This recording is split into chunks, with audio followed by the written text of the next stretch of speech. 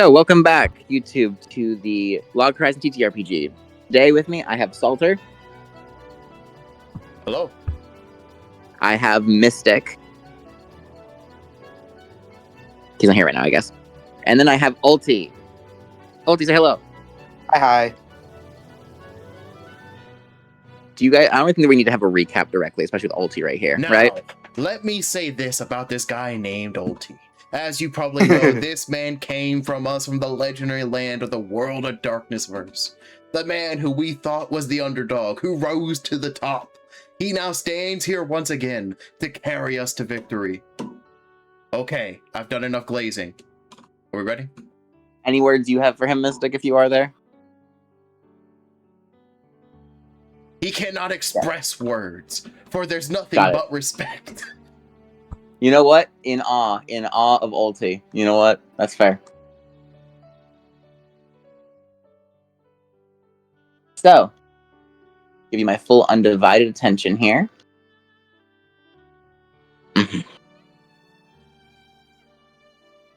We start off in a distant place, not Jingyu, far across the seas.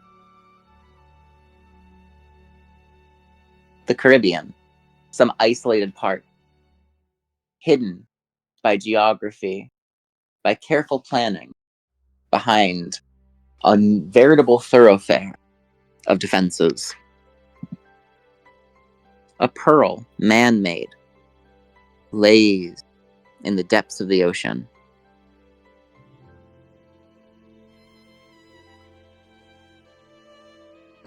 On this perfect island, there's but one real resident. Clad in black armor, not exactly to the taste of the aesthetic. What the fuck is this? You know what? Let's be fair here.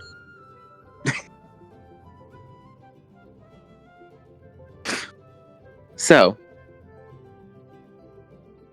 Black Tide. You begin to wake. You don't know when you fell asleep, but you've never felt so rested in your life.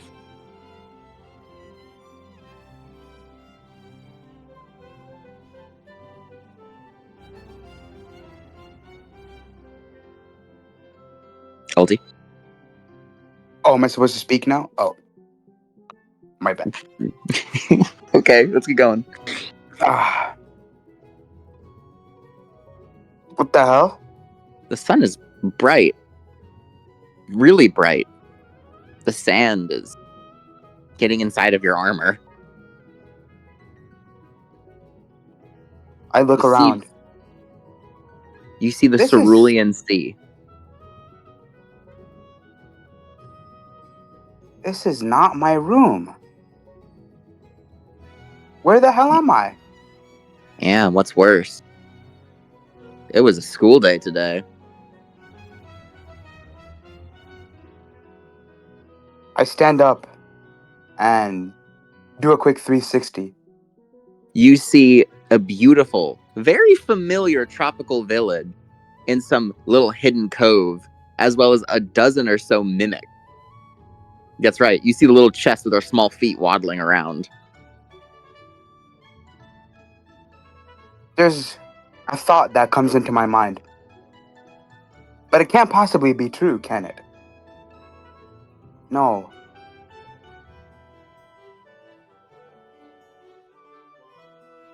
I walk around the area a tiny bit. You find a sudden spell of vertigo. Something is wrong. You feel taller. You are taller. You're wearing familiar greaves, familiar gloves of heavy metal. With this mask over your face, this helmet. Each step I take only leads me to the conclusion that I've been somehow transported into the game I've been playing all my life.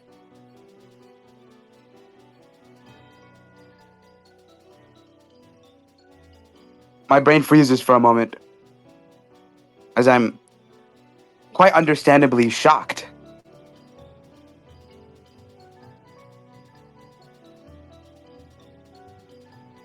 Indeed. Understandably so. You have been stolen from your world and brought here, it seems. Some way or another, you are within Elder Tales. No way. It's like a dream come true.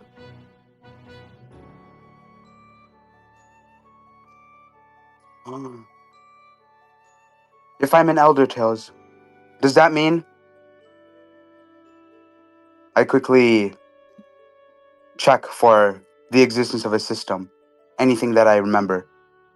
It takes a few clicks in the air, a few times bringing it up, but then you see it, the various options that scroll out into the air before you.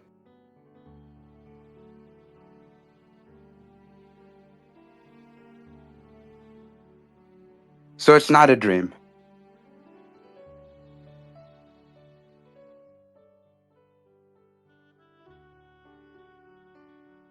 I walk down the steps of the big mansion on top of the hill, or what looks like to be a mansion.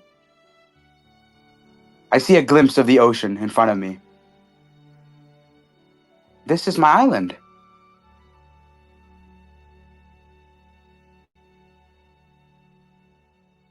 It is your island, beautiful and untouched, far cry from the real world.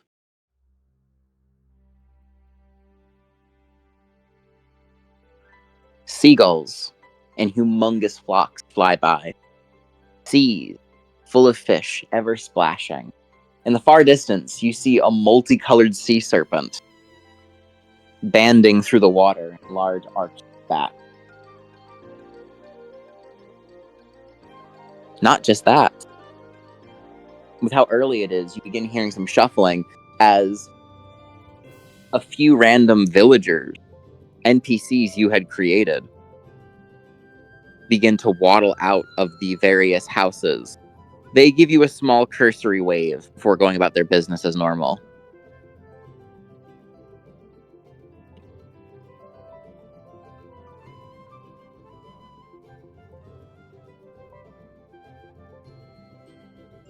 Damn.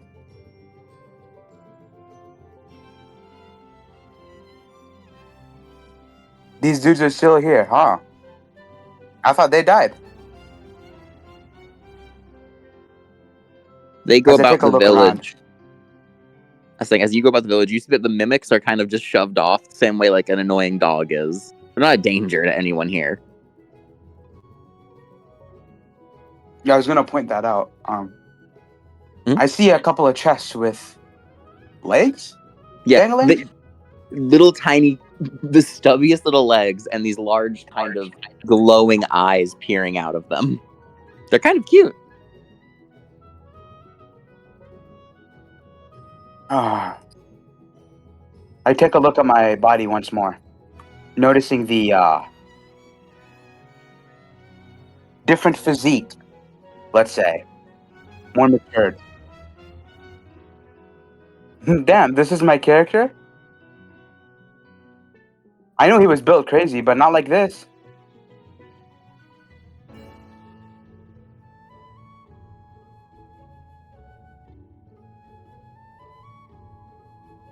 It is odd. You feel much more limber than ever before. Perhaps if this really is your character, the superhuman abilities have come over as well.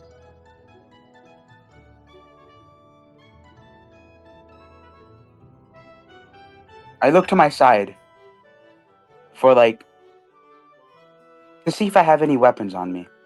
I'm sure I'll always carry around. I'm a pirate after all.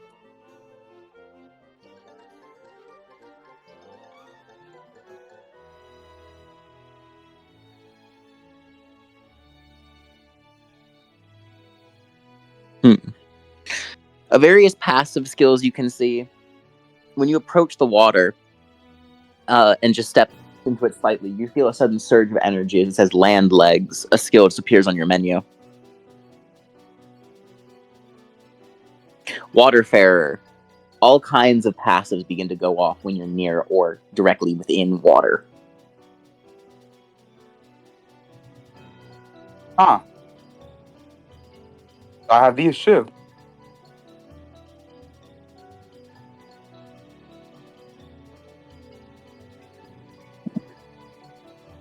Then, what about my... I took a look in the distance, searching for my ship. Oh, you see it out there. A haunted ship, plain as day. Beautiful, illustrious, with various screaming ghosts around it, disturbing the daybreak as it yells at high volumes. I don't think it's supposed to be like that. I think to myself inwardly.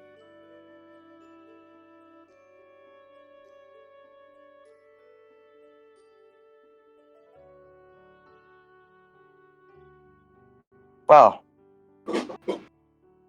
is there anything of use I left behind? Let me go explore. Maybe I'll find something.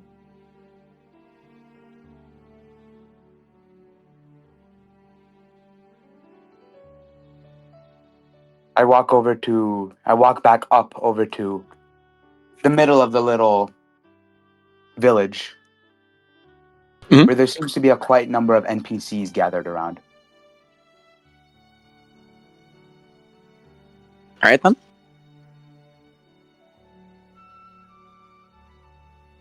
They stare up at you. Oh, it's you, Black Tide. You've returned.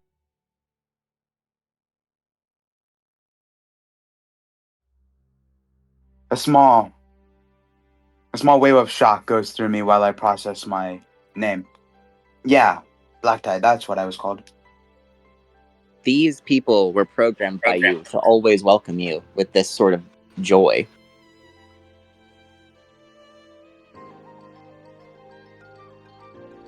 It is nice to be back, I say. Of course, it must be nice to be back. It's been quite a while since you left.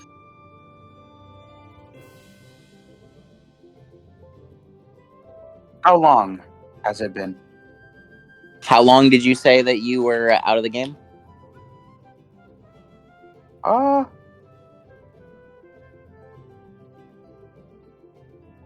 wait, I read some. About a year, yeah. So it's 12 per day, right, Mystic? 12 days in a single day? Yeah, so it's been 12 years for them. Yep, 12 years, yes. We thought you'd come back eventually, though. You know, always keep a fire open for the great one who cleaves through the ocean, bringing back all sorts of treasures, stealing away that which glitters. You've been gone for long periods, but this was the longest. You don't say.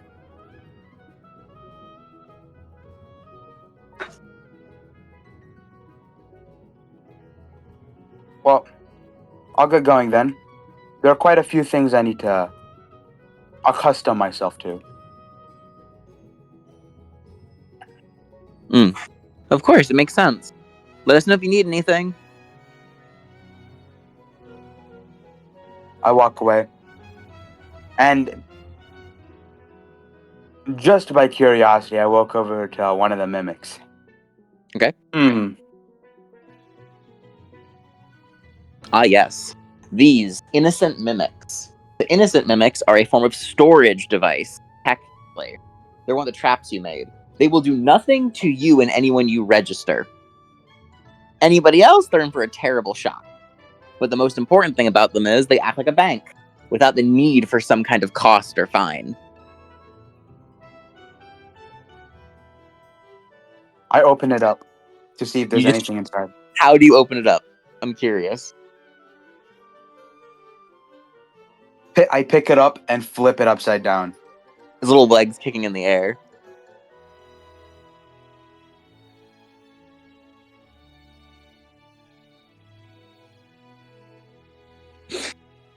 As you tilt it upside down, it does begin to start. The large eye begins to sway, and then you hear it vomit something up.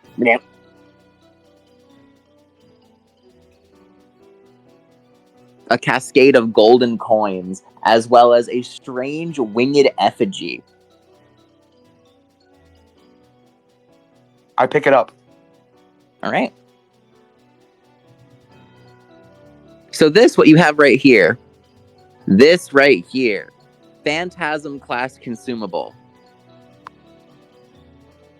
Rota of Return. By using this, you can return to the last major city that you have visited. It's a one-way trip.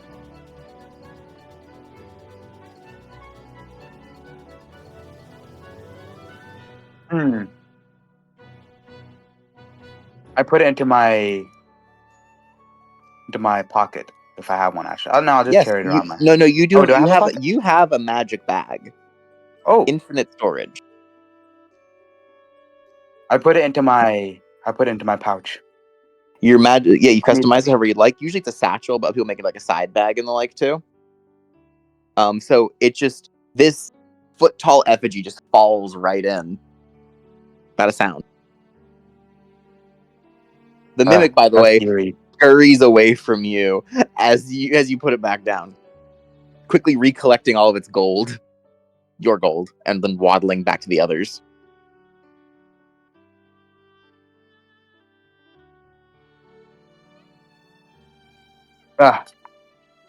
Still can't get used to it. I walk over to another mimic and repeat the same process. This What do one, you have? This one dropped what appears to be a treasure map. You remember this one. The Stygian Sea Quest. It was a series of about 16 different maps you had to collect, and once you did, you'd be able to find the real treasure. You had about 14 pieces, never could find the last two. The worst part is, you need all pieces in order to complete the quest. Huh.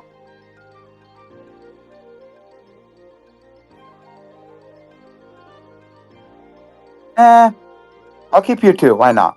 Maybe I'll find the remaining pieces later on. Okay. The mimic once again looks at you with a how rude kind of way, and then waddles over to the other one that you flipped, as they hide away from you up here.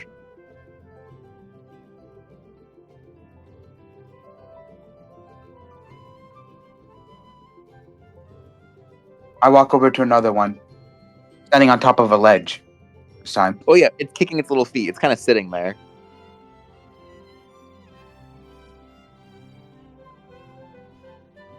It kind of just gives you a look, quivering slightly as it tries to get up to escape. Nope.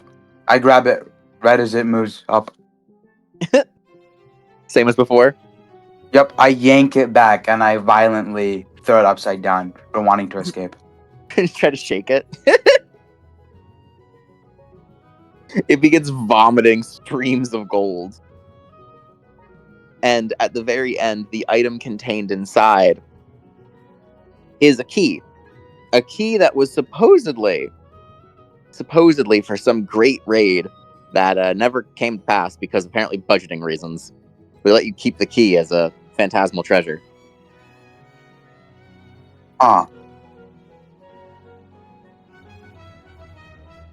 Supposedly, it can unlock anything just once, and the key disappears. That's what the flavor text says, anyway. Hey, this might be useful. Let me have that. And the gold, too. Probably gonna need that. He's just dumping all the gold in. All right, What's the point of an infinite pouch if you don't use it? that's fair. And so the process continues. I walk forward, ransacking all the mimics. All right, so the three items that you collect out of them. The first of this three is the Clarion. Now, this is actually a very special one. The Clarion is one of three instruments of various rarities. This one being of once again phantasmal, made by three bards, three max level crafters of 90, that each perform a different task on the main ingredient, and then finally, it is bound all together by a cleric. By using this, one can perform an anti-undead effect, as well as an anti-undead damage multiplying buff. It also negates poison effects and DOT for 10 minutes. However, after it's used, it is unusable for a month. It is a Oh, boy. frankly ridiculous item.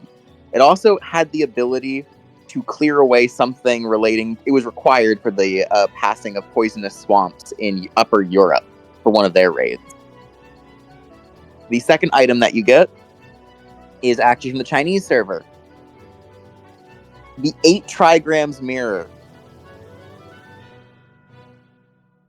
Once it is used, it deals max HP damage to evil aligned as well as demonic enemies, equal to 85%.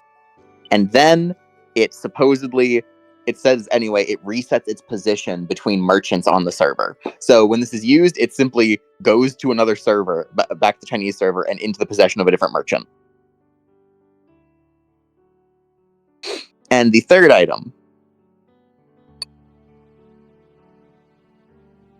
is the Golden Apple of Ladon. A full HP and MP restore, 100% on both. Any excess HP that is healed is converted to a shield, and any excess MP is simply treated as over the max MP. A full restore. These ones were annoying to get, by the way, let me tell you. A quest in the Mediterranean? Hell no. One of the worst wastes of your time. Maybe, unless you enjoyed the journey. But it was fraught with danger. It was essentially a raid dungeon on the water.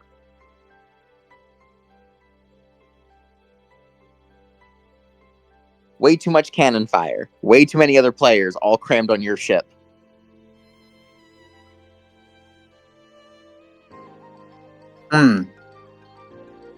This is some pretty good loot. Mhm. Why'd I put these in the mimics? I thought to myself. And finally, there is one more mimic at the very base of the island, waddling around by itself. It is a lot bigger, by the way. It's humongous compared to the others. I notice it as I'm walking down the steps over to the harbor. Bum, bum, bum. Bum, bum, bum, bum, bum. It actually walks towards you.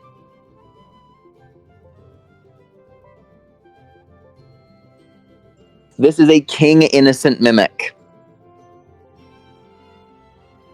It is much larger, much more regal. Upon you approaching it, it opens itself up and starts showering you in golden treasure.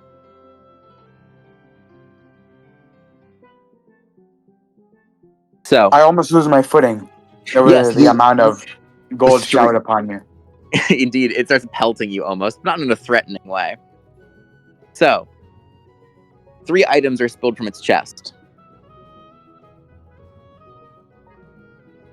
So, the first one is known as the Moon Shard, Caligula. That's a raid class item, a raid phantasmal class. First and foremost, this is probably the first high rarity treasure you ever got. So it holds a special place. All stats are increased depending on the phases of the moon. However, if used and equipped during the full moon, you enter a berserk state.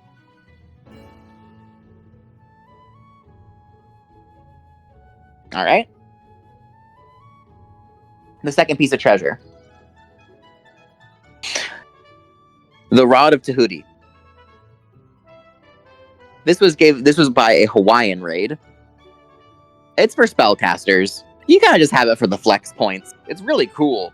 Jewel inlaid. All the tikis move around. It is a high cosmetic tier item. You could sell this for a pretty penny. In fact, to the right buyer, you might be able to buy enough resources to build another island with just this alone. And then, the final one, your greatest shame, as well as your greatest bounty. From the Caribbean War, during the massive scuffle, you stole this third treasure from the mix.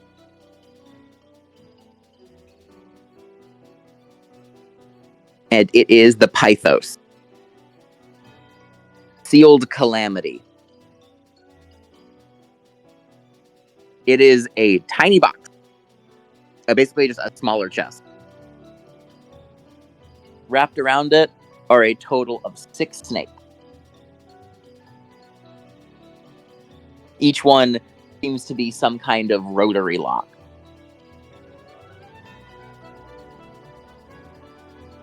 A puzzle that was just mentioned in flavor text and inaccessible in the game.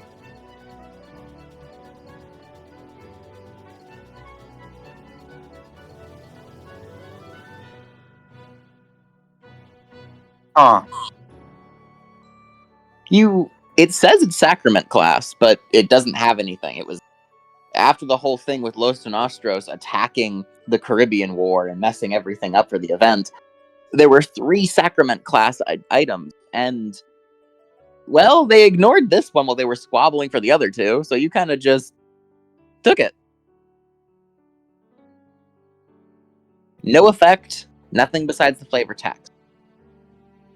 A fallen star, sealed within a box.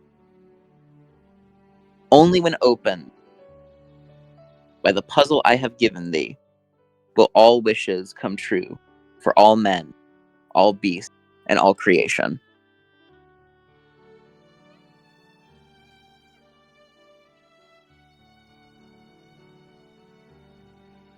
That's an interesting description. All wishes, it says. All wishes. Well, I have bigger issues to worry about right now. Like, first of all, I put all of that in my pouch. And some of the gold. All of it. Yeah, I'm gonna be real with you. I kind of was imagining your pouch vacuuming it up. I leave some of the gold back in the mimic. Maybe for future use if I come back. The King Mimic is going to waddle off. There is more to your island, you know. There are the larger vaults, but right now, are you really willing to risk all of those traps?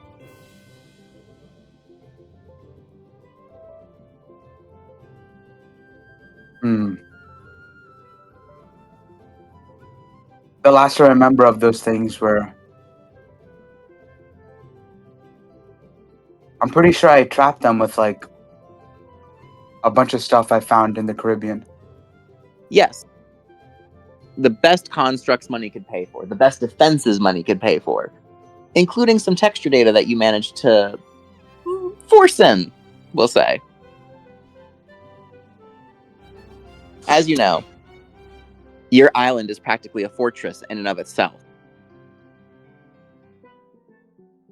So good that even you forgot where it was half the time. You hit it really well.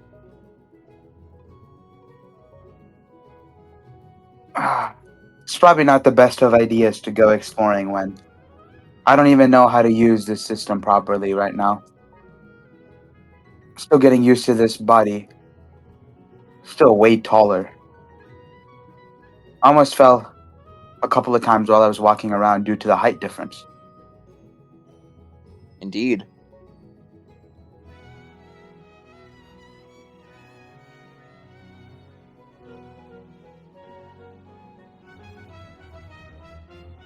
I walk back over to the harbor and look at my ship upon the distance.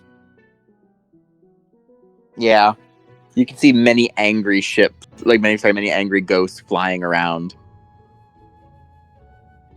I mean, angry in the sense of there's just these white shapes that you can tell from the status bar. It tells you above their heads. Wrathful ghost.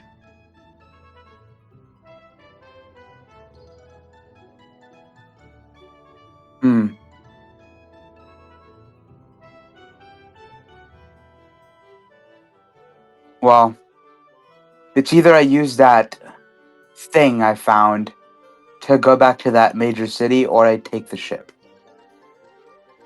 Allow me to ask you a question.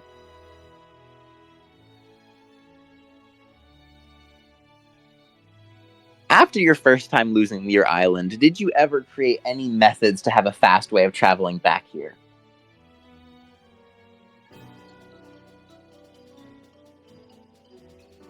I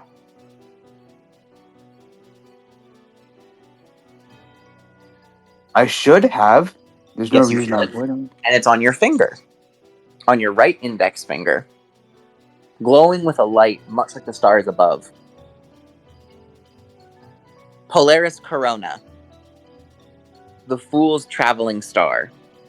You set a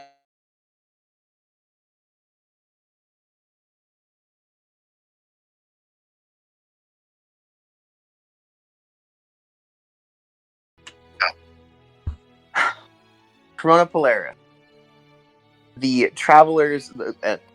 the fool's traveling star, with the ability to set 1 point as a waypoint and teleport back there once a week. The cast time for this return is 1 minute. It is not a speedy escape, but it is an ensured escape.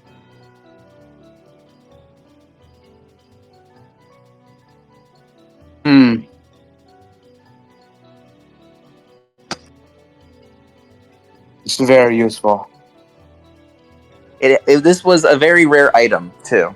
This item here is worth almost as much as your ship.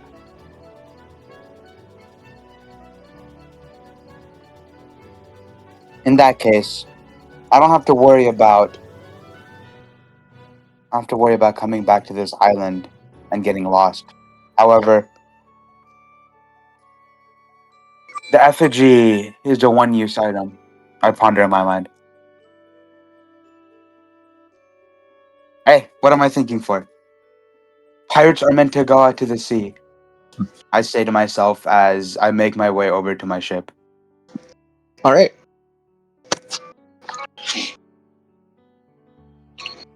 As you make your way over to your ship, I'm going to put it right here, that's fine. So you're having that right there. As you make your way over to your ship, you find that once you hit the water, by the way, the minute that you hit the water and start swimming, Ulti, your speed increases. You're practically diving around like a, pardon my language, sea lion. Fast, elegant, moving in ways that no human should be able to break those speeds. Caught off guard, I crash into a couple of rocks and the floor of the seabed by the shore while I learn how to control the speed decently. I slowly make my way over to the ship, hitting quite a few rocks in the way.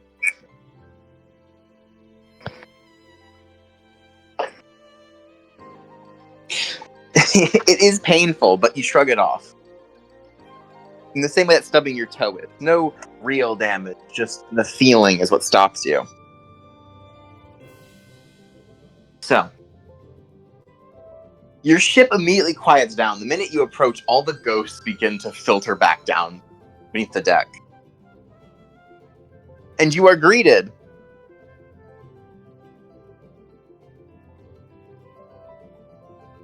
You are greeted by what appears to be a zombie skeleton, and you recognize as one of those bot players that you helped create.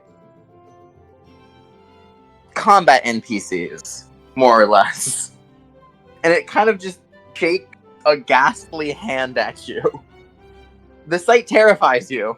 This is a rotting corpse just leaning over the side and offering you its squishy, wet, molded hand to pull you up.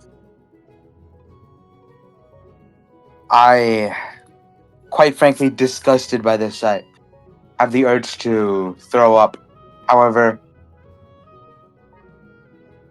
I push it aside and hesitantly reach out my arm for the thing to pick me up.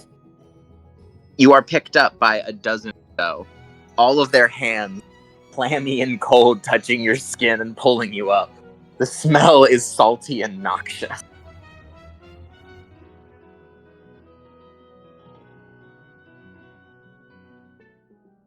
You see a dozen or so of these ghosts, which, while they say wrathful, don't seem angry towards you. Doing their own business, flying around the ship.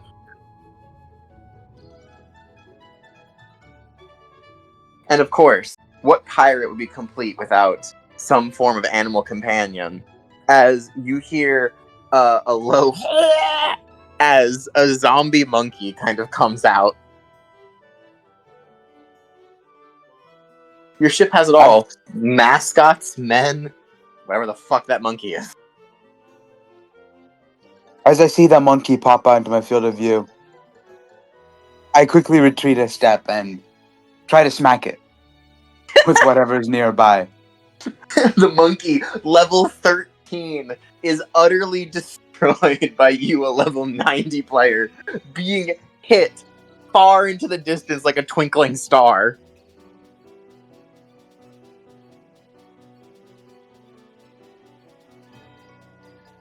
Oh, what the hell was that? I believe I that forgot. was one of our many crewmates of the fuzzy variety. One of the zombies croaks out. Uh, of course, how could I have forgotten? I don't know what past me was thinking, but quite unsettling. It has been many years since you've been gone. We have stood watch for all 12 years. They weren't skeletons and ghosts originally. They were regular kind of people.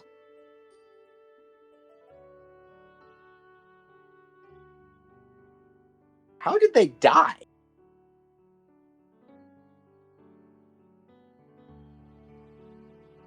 Maybe some questions are meant to be answered. I think as I quickly do just a quick observation of the ship, checking out all the places before I head out. Yeah, it's all good. If you go down to the hold where you had all the NPCs, by the way, you see many unrecognizable character models all chained up or locked up in the brig. You had a few of the child ones down here. Why are there so many adults?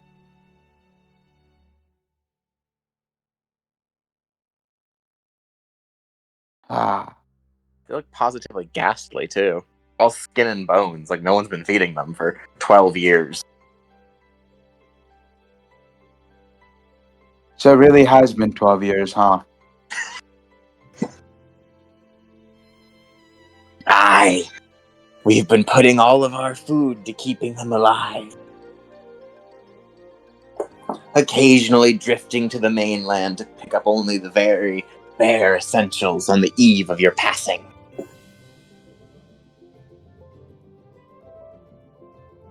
But now that you've returned, Black Tide, now that you've returned, we can reign over the ocean once more.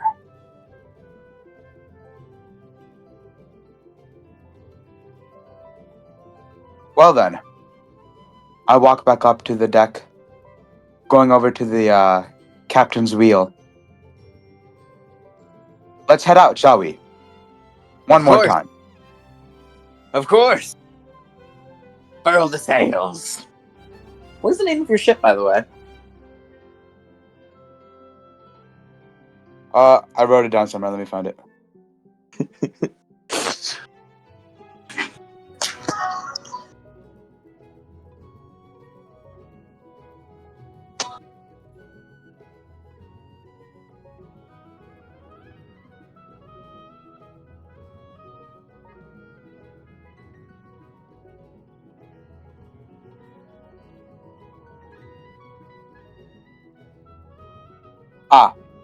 I named it Leviathan.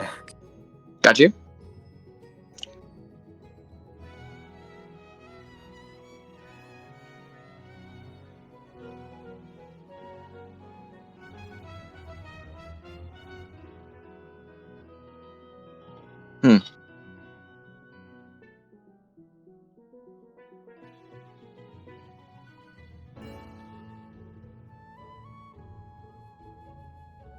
Right.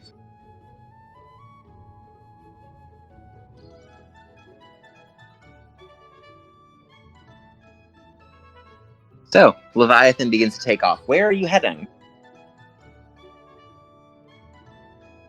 God knows where. I'm just I sailing would ahead. like to let you know that if you'd like to use it, the effigy can take the entire ship with you. It's the reason why it's such a high-class item. Hmm. It is so one use. Maybe Indeed. I'll need it for something, I think. All right. Yeah, bro, we just head off. To Jingu? Or to where? To, I actually don't know what the place is called.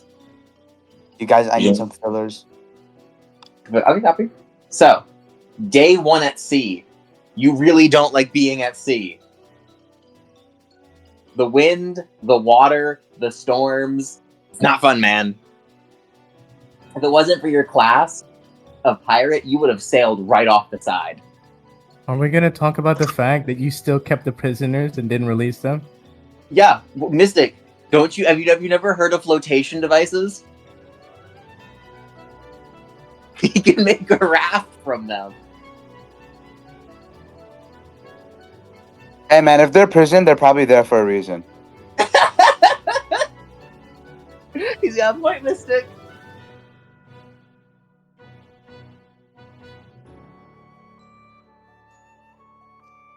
So, day number 2 at sea. The food sucks, man. It's just terrible. The only thing that has flavor are ingredients, like coconut and water and the few bits of fruit that you took with you. If you try and use the menu to cook anything, it becomes black slop. It tastes disgusting, has the texture of flour, and is nasty as hell. All the pre-prepared food you had in your inventory, opulent feasts, things that made you drool just looking at them and reading their descriptions. They smell amazing. They taste disgusting, like flour. The only sustenance that you can truly stomach is ingredients. Your taste buds cry for mercy. Day 3, you encountered a mermaid. I'm gonna stop you right there. Die. What do you mean day 3? Day 2 he dies. It is true. I'm aware. Day 2. In the middle of actually enjoying your ingredients, you know? Tell me, what fruit is your favorite thing in the whole world, Ulti? Hmm. Come on, Sai. Happy music while he's dying? Yes, it's gonna cut him off, man. Come on, think about it. I like me some mangoes.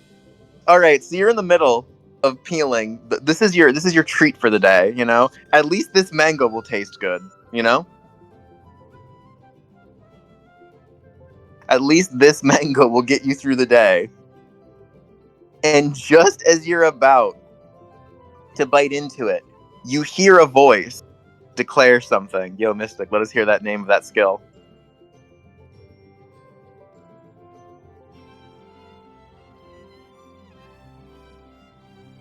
Overskill. Rosenthal override. There is a sudden spreading of webs in the distance. It's strange. Cracks and then right before the mango can touch your lips, these cracks cover your body as well. And your eyes move around, looking at the mango, which is out of your grasp, out of your teeth, just seconds away from reaching your lips. And then the world falls apart. Alright then, let me go grab the music we need. No, my mango. Yeah. Mystic, how could you do this to me?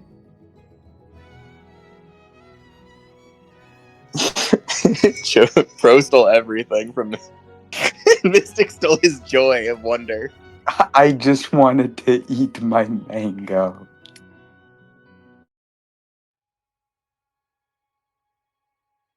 The world goes black. No, it's not right. It's something between black and white. A dazzling yellow of code, unfurling before you from each crack. You are separated. You are divided. You crash. The world around you decays. You alone float through a sea of numbers, with no vessel and no body.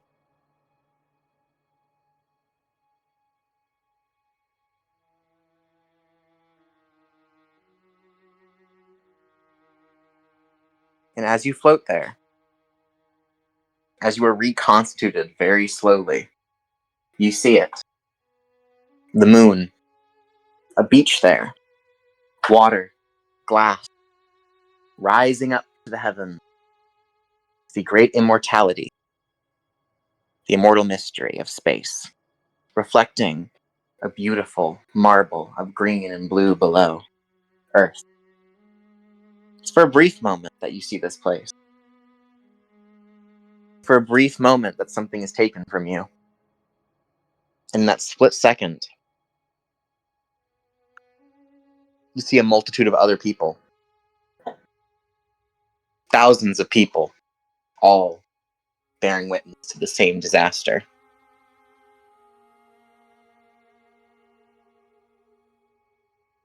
And just as quickly as it comes, just as quickly as it has happened,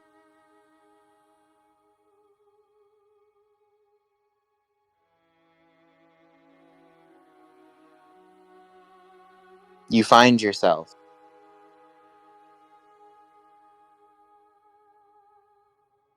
do I do this to Ulti? Do I drop him in Jingu because he's gonna get re-put in that that cathedral? They're leaving his ship in the middle of the fucking water. What are we thinking? 1 second. Pause, Salter. The world reset as the moon fades from sight. As your eyes blink open, you find that your mango is still in your hand. Your position on the ship is the same. However, there are no undeads on the ship. You simply see flesh and blood humans who are just as confused as you as they blink and look around. The mango in your hand, the ingredient. Its condition is perfect. It is... You had just peeled it. It is now back to being unpeeled, the skin fastened on it, as if never touched by your hands.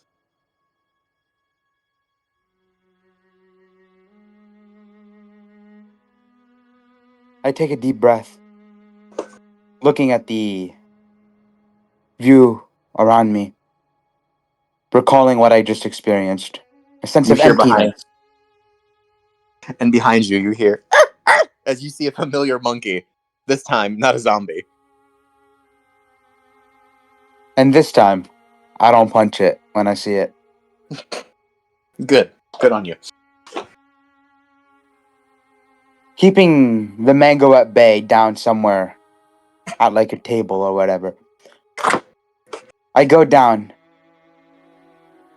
If the people at the top here are no longer undead, what about everyone below? I think. If you look below deck, you'll see that a few prisoners are missing.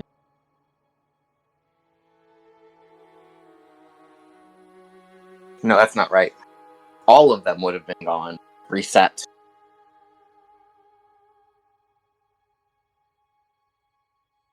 The hold is empty entirely. Not a single prisoner remains. As if they were all stolen away from you. Someone has stolen your prisoners. Something has stolen your prisoners. Something has stolen the undeath from your crew. Something stole the joy of your mango from you.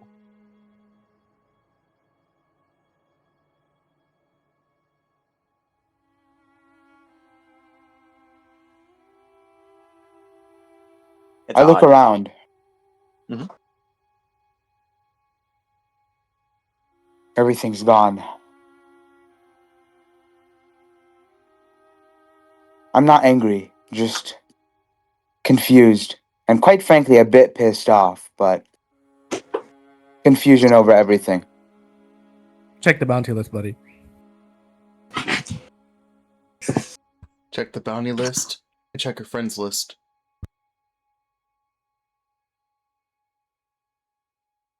It's true. Before we sail off again, I open the system, tap on the air a couple of times to see if anything changed.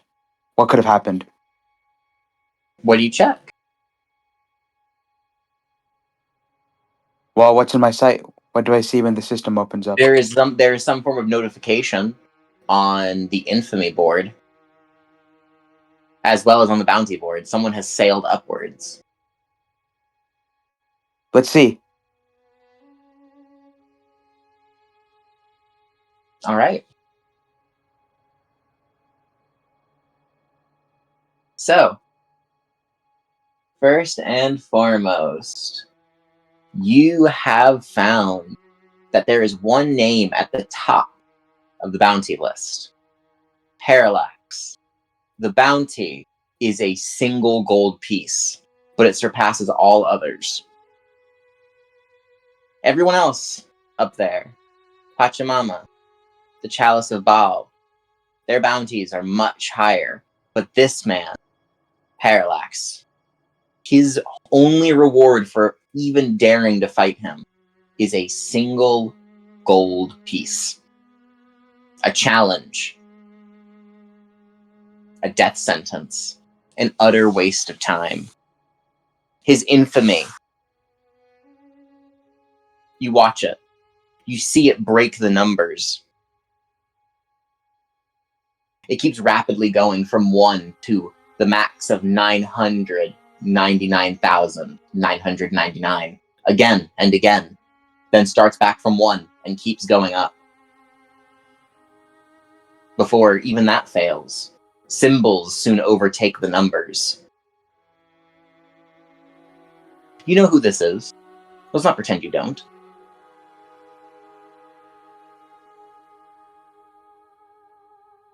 One of the treasures in your possession is all because during his great achievement, you snuck on by and grabbed this in the confusion.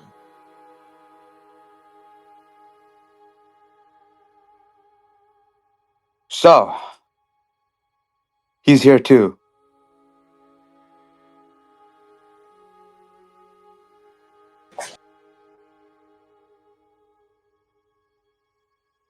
What have you done this time?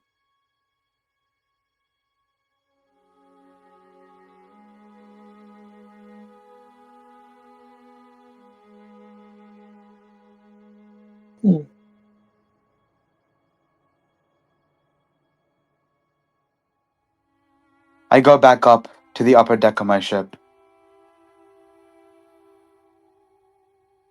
I also check the bounty boards. By the way, Oh, wait, Sly, no.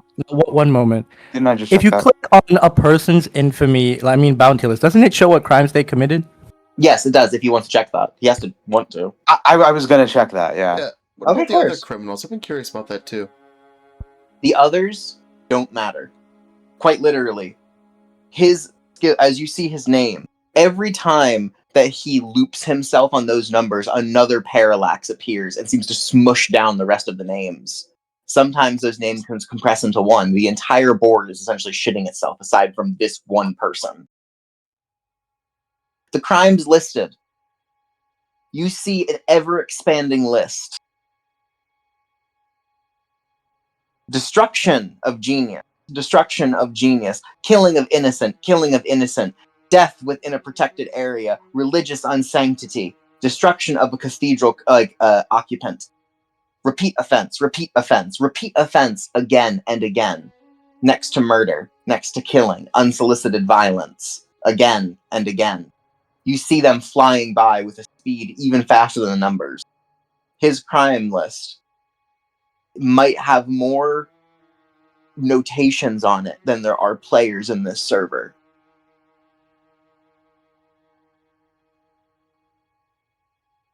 And you recognize your own name there. Killed. Black Tide. Killed.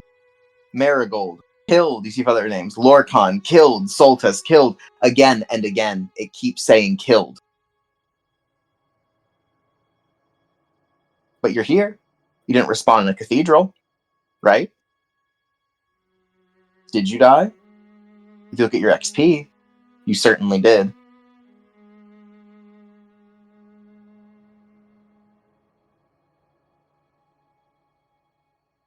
This man slew you. Somehow, he killed the entire server in a single instance.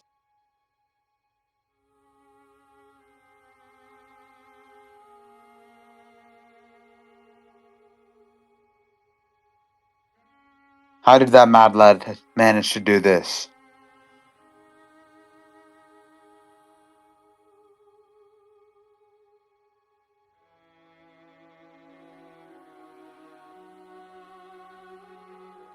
I closed the system.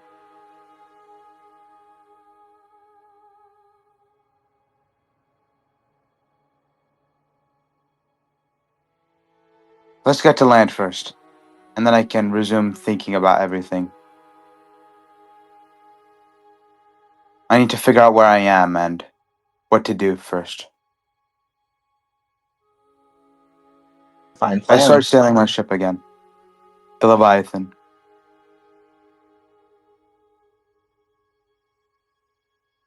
The third day is in silence, contemplation.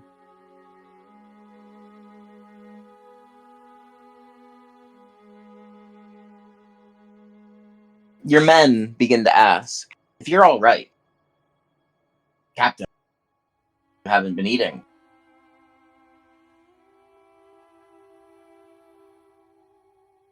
I give them the usual response. Yeah, I'm fine, I say. However, inwardly, I continue doing what I did that entire day. The sight doesn't escape from my mind.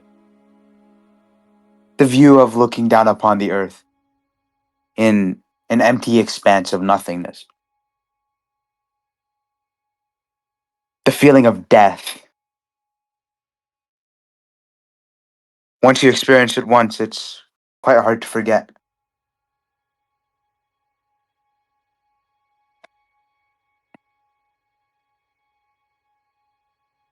And quite frankly, it's a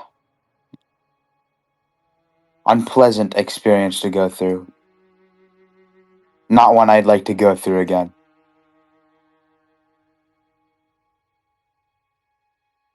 Assuredly not.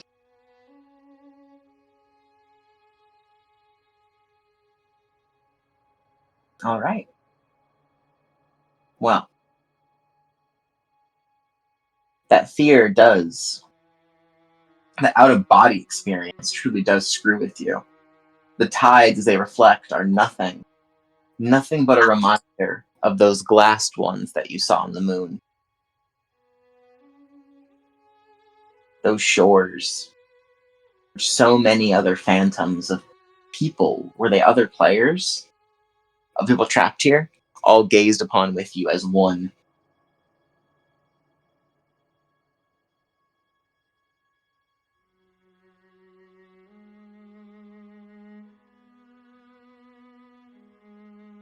It's hard to sleep that night.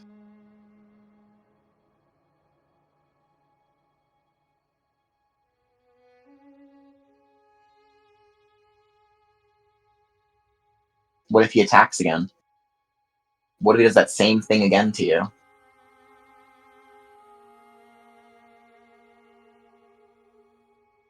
At any moment, you could disappear.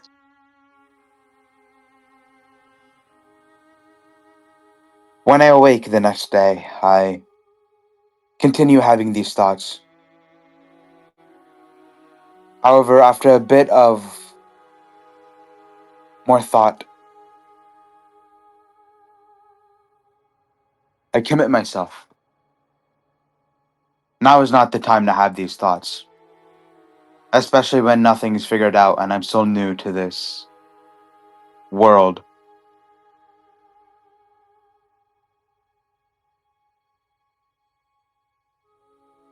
And with that thought, I lose fear for at least the time being, while I hope to see shore soon. I'm kind We of sail curious what on. your men think. Are you gonna ask them?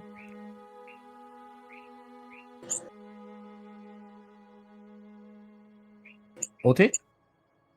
Oh yeah, I'll ask them just in a bit. At the end of the fourth day, as I'm about to head down to the lower decks after anchoring my ship, I think to myself, it's been a couple of days since I boarded this ship and this place, and I haven't really talked to any one of my quotation marks crew members. I go walk up to some, still on the upper deck. The boatswain is the first that you see. He looks conflicted, looking at his hands. He and the others have been doing this quite a lot, taking in the visage of new flesh. Sometimes they even forget what they're doing as they stare at themselves. Can you even imagine what it's like to not only to lose your flesh, but then to gain it all back in a single instance? 12 years of decaying, and everything was returned in a moment.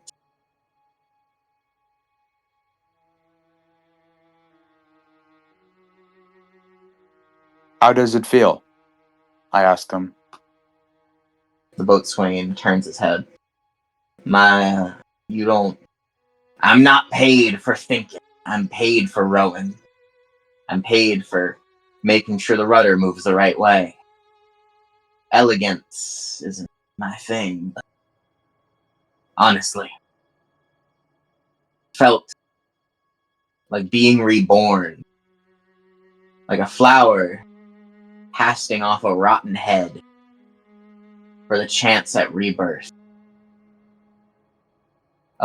A rose shedding all of its petals, being reconsumed by the earth and growing back the exact same way it was meant to be. It's terrifying. It's magnificent. But I'm grateful for it.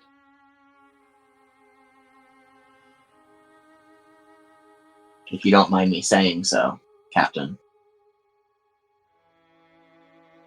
No, I don't mind. I'm sorry that you lost your lunch to it, but to me, I've regained everything in the moment. He looks up, holding his hand towards moonlight, thinking, maybe that great celestial body will cast off this delusion and return his flesh to what it was. Moldy, desiccated, forgotten. But no such miracle, no such nightmare. His flesh is real, and he can't believe it.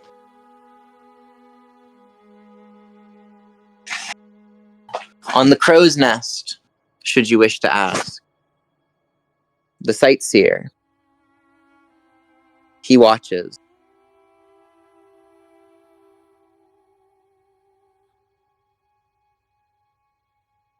He's looking westward. He's looking to where those cracks came from, ever vigilant for them. How I see is that it's a miracle worker. Caster of fate, a spider that redefines with its strings. Everything caught in it, forced to a standstill as it remade us from the ground up. I don't trust it. No. Never trust it.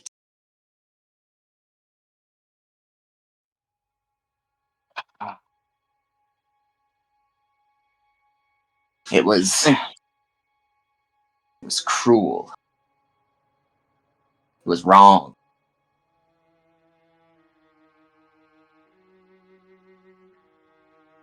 I want nothing to do with it.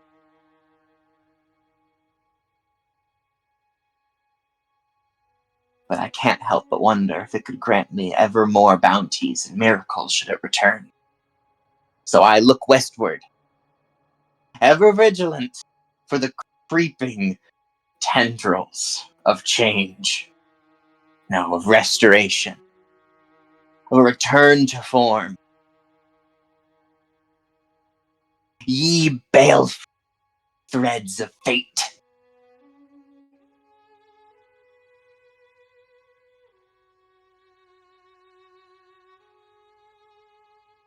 He's gnawing at his fingers.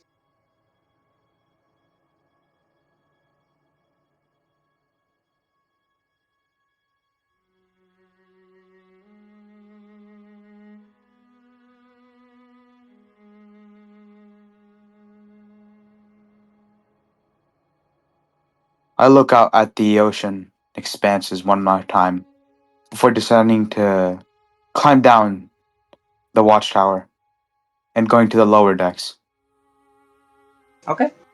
now empty.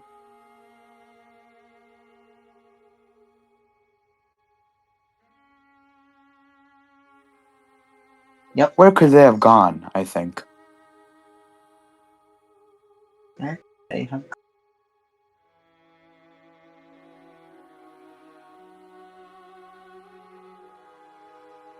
Have they been transported somewhere else now that they've been respawned? You did take them from locations, alternate servers, and the like. If things were being returned to what they're supposed to be, where they're supposed to be, perhaps even locations.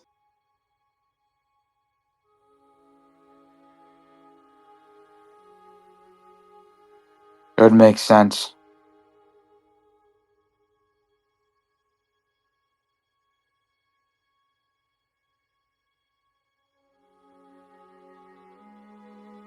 Oh, when you look at that, spent too much time thinking. I need to find shore quickly. I go to sleep once more. Under the bright moon.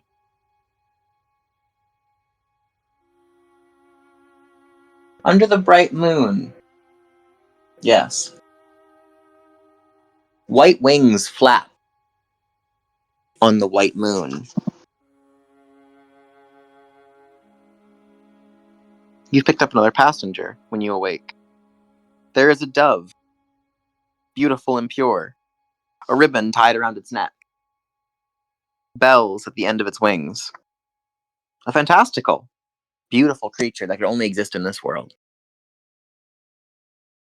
It's a bit on the tubbier side, but it still flies all the same.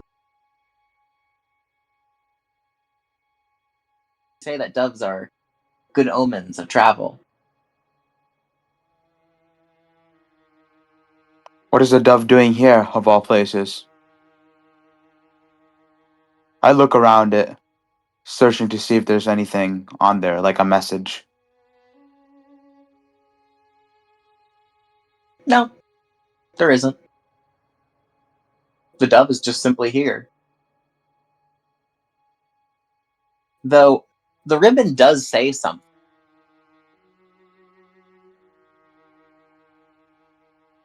Peace, love, and understanding.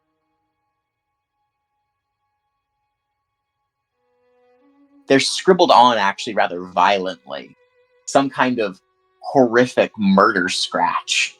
It's not elegant in the least, and it almost gives the opposite of the message it's trying to say.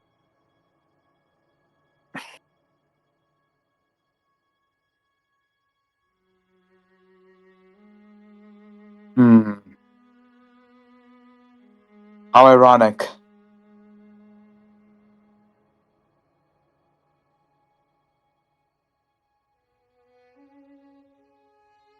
Oh well.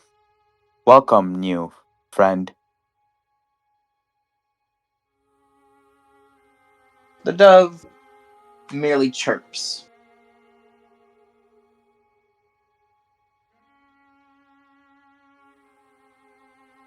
As it makes itself comfortable on the railing. Excuse me for a second. Mhm. Can I say something? Yes. Hey, Ulti. Mm-hmm. The bird that represents safe travel and journeys to sailors is a swallow, not a dove. Just saying. He's not wrong.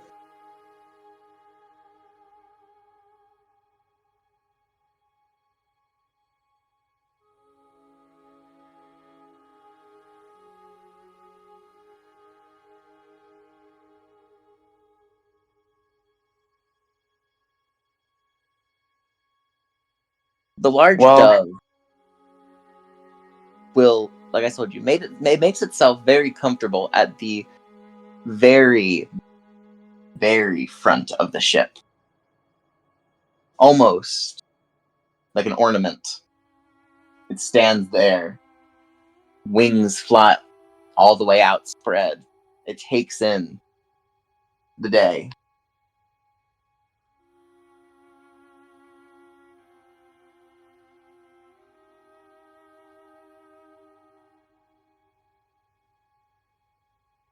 I remember once reading in a book that doves symbolized new beginnings. Maybe it's trying to tell me something. In any case, only time will tell what happens from now on.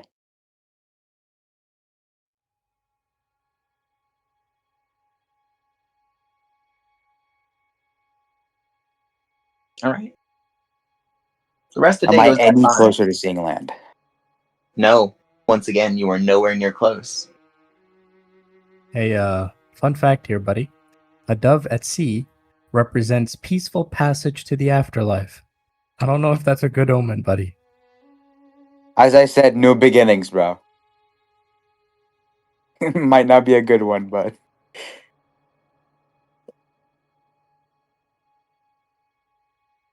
trust, guys.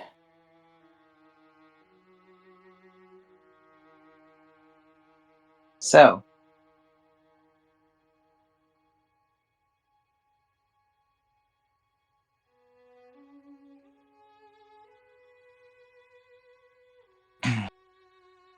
Time passes As- by as I keep sailing, using my as free time to familiarize myself with this new system and everything it has to offer. the dove curiously will waddle on or go near you whenever it has the time, sees you at the corner of its eye, coming close just to study you.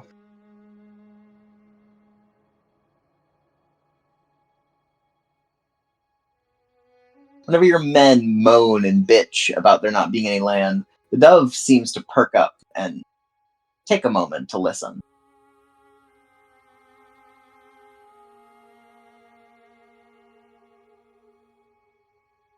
Yo, Ulti, extra food. By the way, if you eat it, I'll introduce you to a girl named Priscilla, and you can tell her all about eating a beautiful bird. No, bro, it's emergency rations. I noticed the dove looking at the crew like it's listening. Find it quite odd. I walk up to it.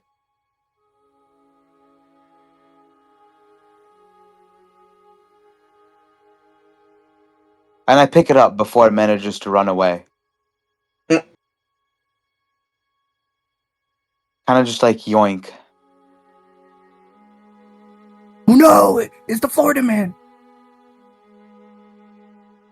You pick it up. It looks confused. It's very soft, by the way. Almost like a stuffed animal. It's needlessly soft. I quickly put it down again when I feel the strange sensation on my hand. I wasn't It kinda expecting it to be that soft. It ruffles its feathers, not upset or anything, but just kind of surprised that you did that.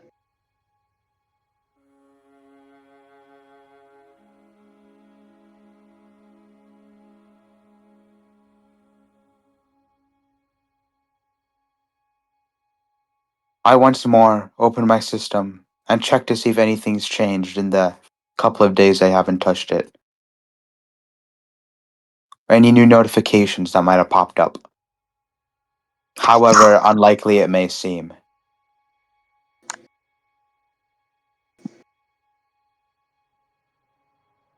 Give me one moment, please. Salter, you awake? Guys, I think he's Yeah, I'm preparing alive. something. Hold up. Wait a minute. Something ain't right.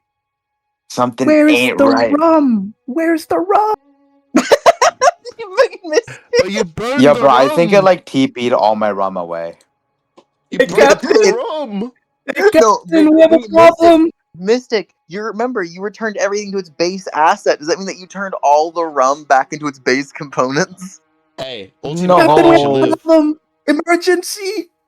Ulti The knows rum's how to let you live, gone. my boy. Parallax, how could you? My We're rum. doomed. You I'm know what? gonna Screw get the my rum, bro. revenge on you. You know what? Screw the rum, bro. My mango. And I would Still have there, gotten bro. away with it too if it wasn't for that damn parallax. Parallax! I swear, I'll get my revenge. I won't forgive you. He starts crying about rum.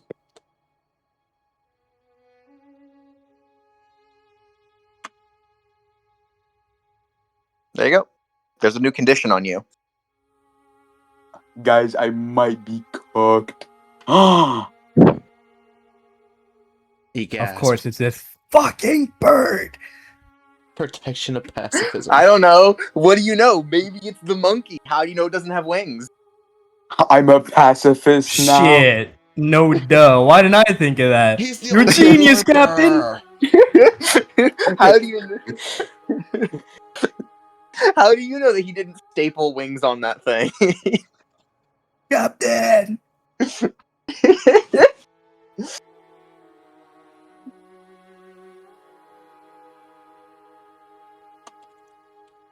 As I noticed, oh wait, are we still recording? Yes. Yes. Oh, cool, thanks. As I noticed the new status on my person, I click on it to read the details. The protection of pacifism. You who are beneath the wings of pacifism shall suffer no needless conflict. Is that why I haven't been attacked or encountered anything so far?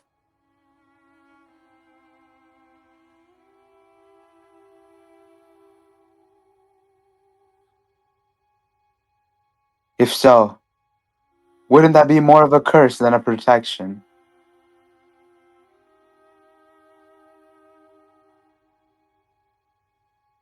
I look back at the bird, the dove. Did that give me it?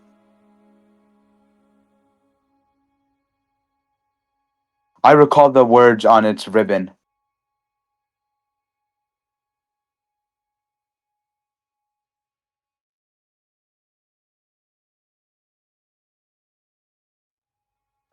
I yoink it up again. You yoink it up again. It gives you no resistance. However, you find that once your hands come close, like, are you going with like an aggressive kind of grab? Not aggressive, it's just like kinda. You know how you like grab something with resolve? You're not like Yeah. strangling it, but you're like firmly picking it up. Yeah. You pick it up, and as you scoop it up, once again you find your fingers are softly pressing into it. It's as if you cannot force your fingers against it.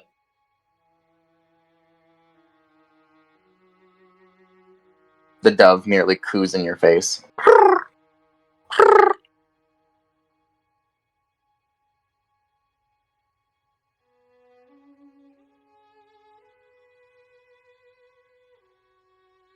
Huh.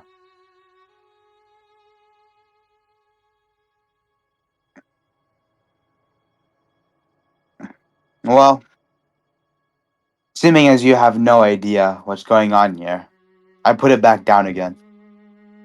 And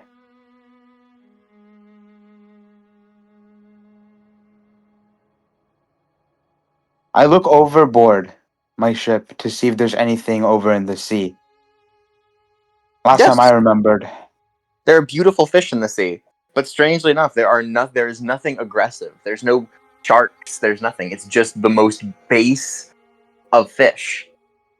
It is minnows, like fish that only eat off kelp.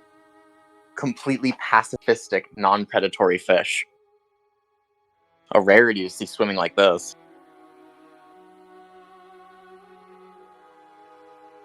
That which cannot do harm is near your ship.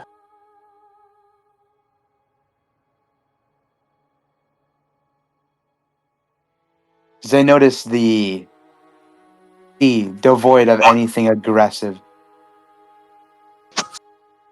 I understand what the status was about.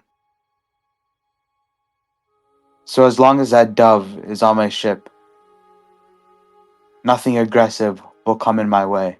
Huh. Well, at least there's that.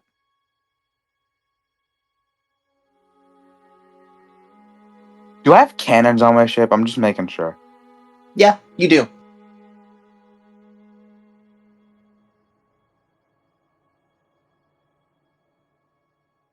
You indeed do. I shoot a singular cannonball over in the distance to see if I can attract anything. You shoot a cannonball, and you do see it explode. You do not see any result of damage or anything else come up.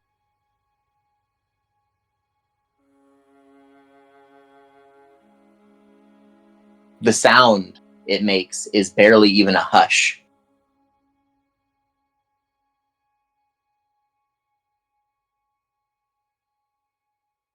Huh.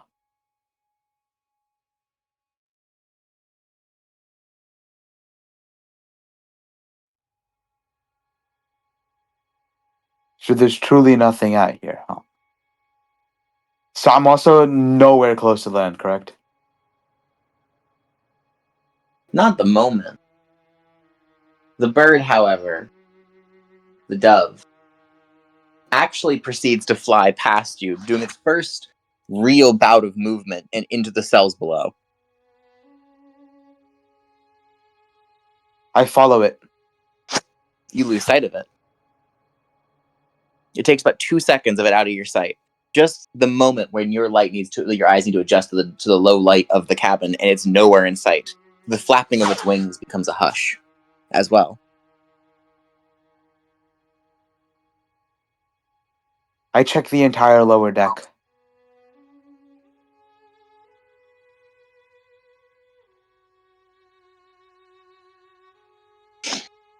All you find are a bunch of white feathers everywhere. Maybe there's a featherless dove running around like an uncooked chicken somewhere. A thought strikes me. I open my status once again. Or I open my system once again to see what status I have. Do I still have... Protection of pacifism is still active.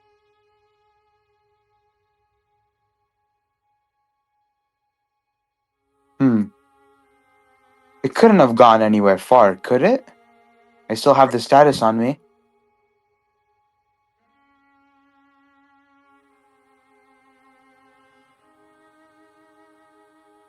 I pick up all the feathers from the ground. You pick them all up? You pick up every last one. Is that what you're saying? Yes.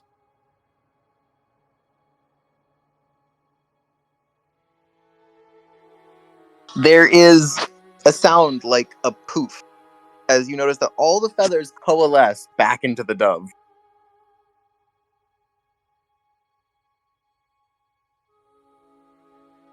Sorry, repeat that. All the feathers came back together in your hand, reforming the dove.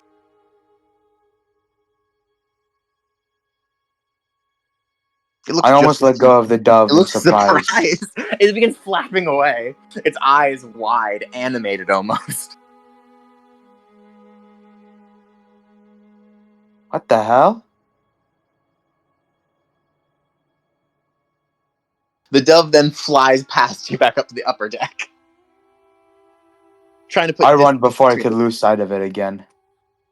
It sits at the bow once more.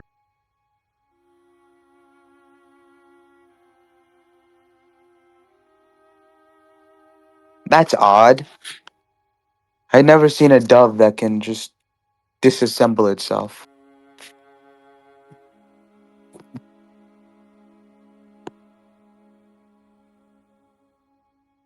For the rest of the day, it will sit like that.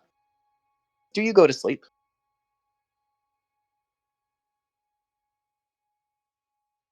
Well, what's the time at this point? Right now would be around midday. So I'm asking if you will. What else could you do today, or would you rather just wait away the hours? After all, you're nowhere near land. I'll wait a couple more hours to see if any smaller islands pop up.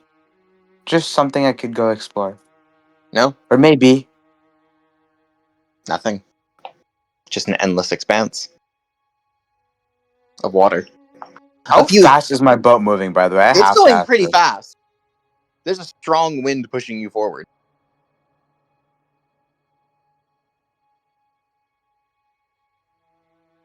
How does the air feel? Warm, balmy. The vestiges of a tropical wind, a summer wind, carrying you forth westward.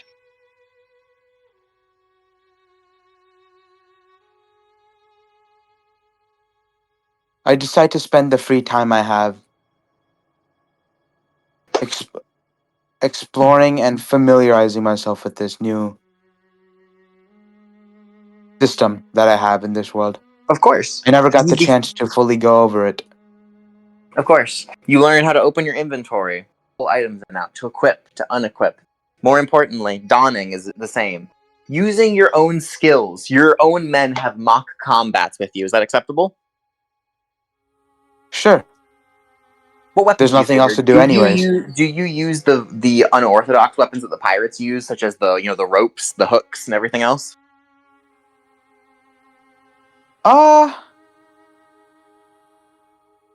No, I wouldn't actually.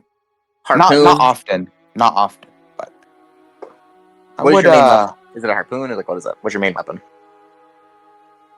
wait. An I had anchor? it somewhere. Oh wait, that'd be pretty funny, but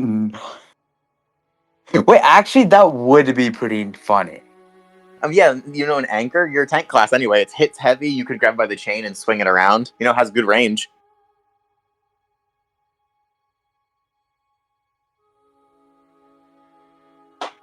Yeah. You learn the combat. Yeah, sure. Let's do anchor, yeah. Yeah, all good with me. By the end of the day, you are tired, but you feel fulfilled. And as you go to bed, you're not sure for how long you sleep. The next thing you hear from your fellow pirates are, "We're approaching land!" I quickly gather myself and go up to the upper deck.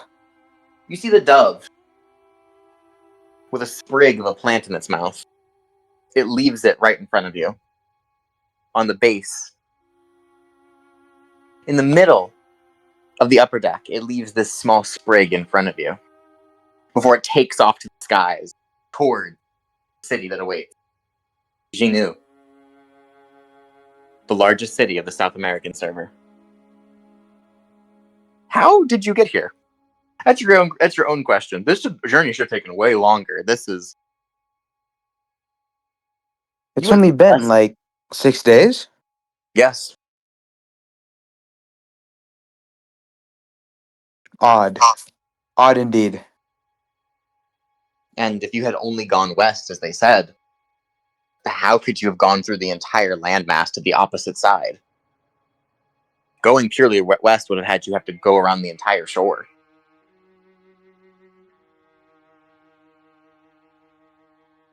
As the dove leaves, the status leaves you.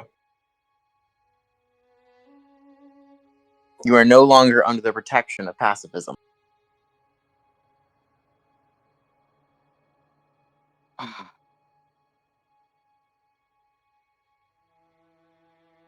I noticed the status leave my system and kind of brace myself. Not actually for combat, but the knowing thought that I could get into combat at any moment. That's not all. You see, the minute The very minute that the status leaves you, noise explodes around you.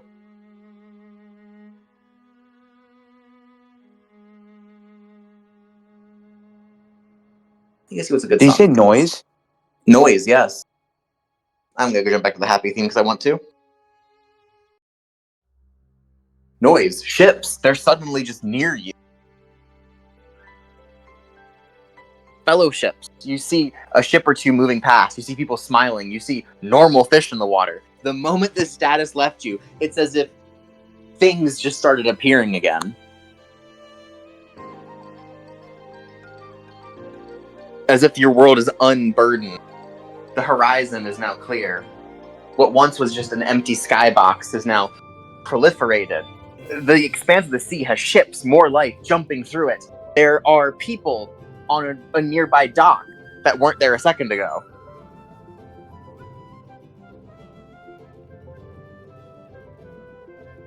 Your whole crew is amazed, scratching their heads. Perhaps they too believe this was just, you're all so tired. There's no way that this stuff just popped into existence.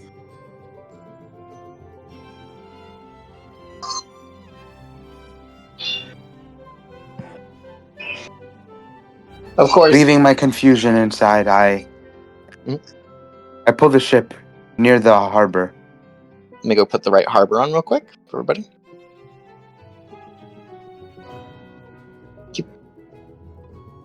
Yep. So let me get this up here. How long have you been asleep? You have no idea, but you pull up to a very cozy looking harbor.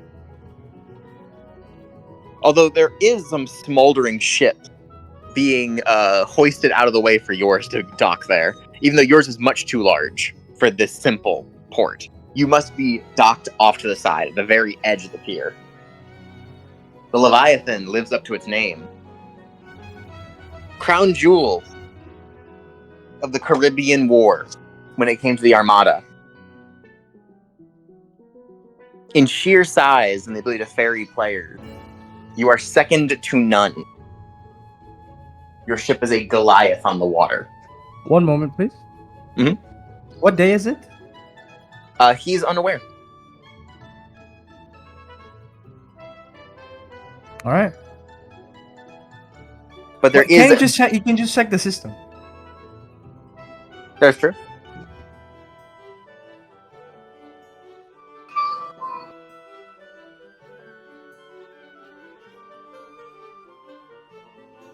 But Ulti, you see a burning ship, the rubble of it being...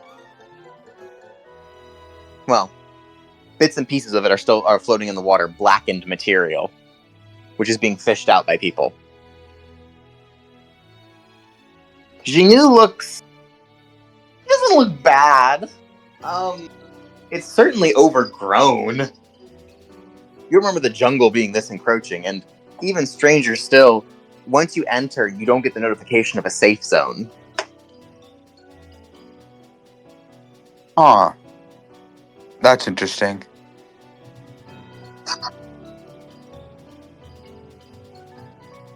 People marvel at your ship. Some players know you by your infamous flags. Those that you've stolen from other ships.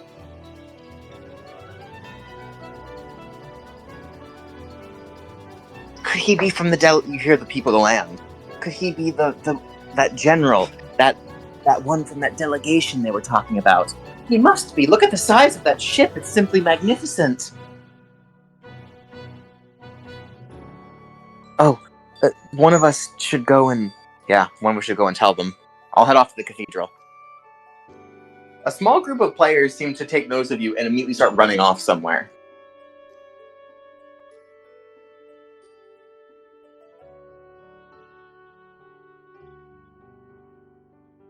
I exit the ship and stand on the pier.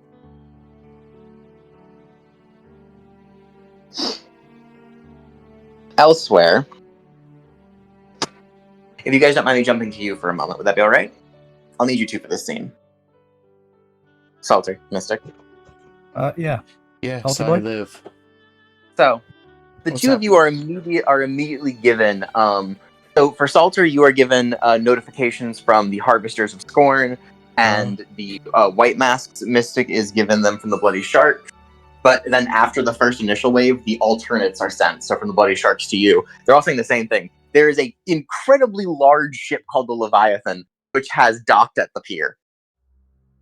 It's a new day. How long has it been since we came to the cathedral?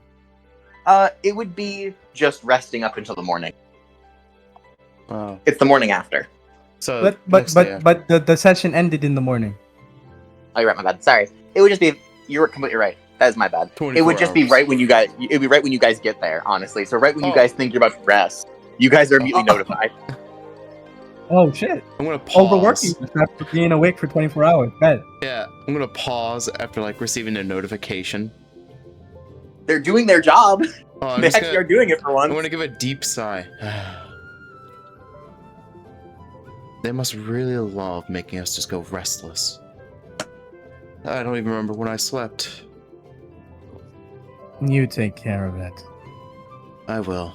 Afterwards, I'm taking a damn nap. You take care of it. Pulls out Parallax PM. Drinks it on the step. No, before you go to sleep, we have something we need to handle. That's true. I'll go figure out what's going on there and I'll head back here. I would say a little bit defeated as I walk out the cathedral, calling forth the bat. You stumble down the cathedral steps. I fall.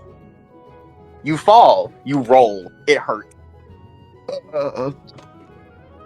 I called the bat anyways, while laying on the ground.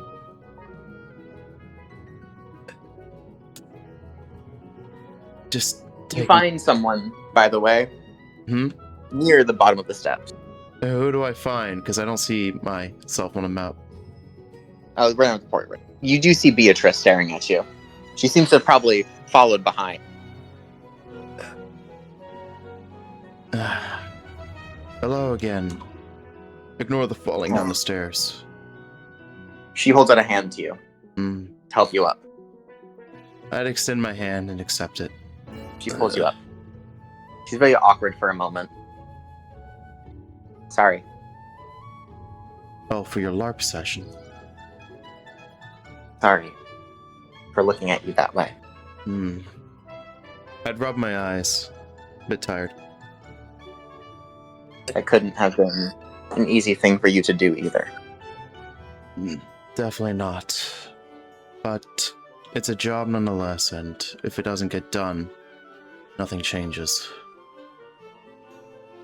Yeah. I was trying to get you a way out of that. But I won't deny your decisions. Besides, It was impulsive. It was an impulsive one that was made for stupid reasons. Habits I need to kick. It's just emotions. I won't judge you for defending your friends. But I do appreciate the apology. Look, it wasn't just that. It was a situation that I'm aware of, that I've been in before, and I would rather choose that way out than the alternative. But I don't know this Parallax person all that well. I've heard of him, and it was unfair of me to jump to conclusions. Much less to jump to conclusions about you. At the end of the day, Parallax and you have performed feats that nobody else has. You guys you do deserve respect for that. And you deserve praise. The others are trying to figure out what to do now. And to tell you the truth, Elias Hackblade, I don't think that's him. Elias Hackblade? I don't think that's actually him. Why do you say that? Fanciful. It's like watching an impersonator. I mean, I can tell he's not... I could be wrong, but there's just something off about him. Something that's just playing too much into it. Like he's enjoying himself playing the role. He's already taken Albina, a few others to mock up a plan. He's left me and Augustus to do our own thing, and Augustus has an idea, which I might not be fully on board with, like I told you, with NPCs and how they are. He wants to find that Clarice girl, that saintess or whatever. Apparently, he thinks by doing that, he might actually look better in Parallax's eyes or find some way of redeeming himself. But his method of doing so is kind of... What method does he have? That saintess, he's trying to see if he can play into her being a saint. He's trying to see if she'll respond to a hostage situation, something else, along those lines. So, our real-life police officer is playing hostage situations. He's debating it. He doesn't have much on her, but he has been doing some research since we were asked about it. I mean, I never really took notice of it considering everything else going on, but he has been going around and finding some information on her. He just never really shared much of it with me until now. I see. Like I said, things are going on weird with him. I saw a new side of him I didn't like. And the rest of the circumstances. But I understand that he's doing something for his own sake. But wait, is it just her here? Or does she have other people? It's just her. It's only her. I'll tell you this. A while back, Parallax told me to talk to you about possibly getting away from... I'd pause for a moment as if my brain just fractured itself. Augustus. He says he doesn't have an issue with you joining other guilds. In fact, if he wanted to, he wouldn't mind taking you into his own guild. So you could join me on Los Nostro, but I know how you are. If it isn't your decision, you won't do it. Could you do me a favor then?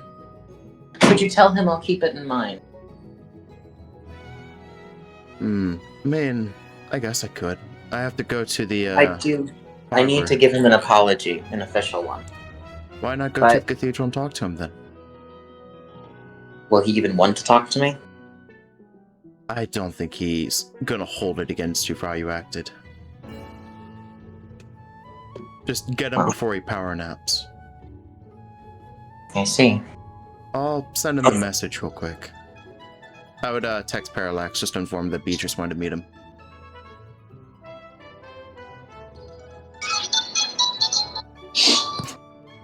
Hey, Mystic, is Parallax passed out or no? I'm standing in front of the statue I got stabbed at. Okay. Alright. You're sending with that's where you're at? Yeah. Alright. Technically it's in the private zone, but it's open right now, so... He says you can meet him. He's... I'm gonna guess it's upstairs. It's at the... By the way, I didn't statue. actually respond to your message. You just know where I am. Alright, then that's what I'm just telling you where to go. If he doesn't want you there, he will probably kick you out himself. Understood. Anyways, let me go handle this unknown situation at the docks. Alright then. Then I will have... So we have a choice here. We can either handle you going to the docks, or we can handle Beatrice talking to Parallax first. I mean, I'm going down on a bet, and Beatrice is closer to the, cathedral than I am to the docks. That's true. Just do what you want. Alright, let me just set up the situation. Let's have just two maps on here at this point, so that we can have both. I prefer doing the ulti thing first. Alright, then. I have a lot of shit to First, talk let's do about. that. Okay, yeah, then let's do Ulti's bit, and we'll have Beatrice meeting him, in the meantime, after. I am curious what Beatrice will talk to him about. Alright. I'm gonna call forth the bat.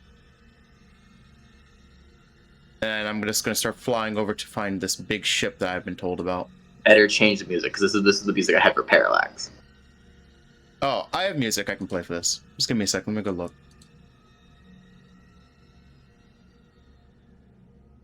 Let me check. Where's my musics? Parallax. I'm just staring at the statue I was stabbed at, and another woman is bothering me. These damn women! Hey, These holy women. I want to remind you, if you look at Clarice and you look at Beatrice, they also look alike. I want to kindly remind you of that. Well, it'll be for her to find out. I guess you're my wife. What the fuck? That is a wild statement. Alright, let me play this one. I haven't played one of these in a while. You might have to skip, though. Okay. Nothing too intense.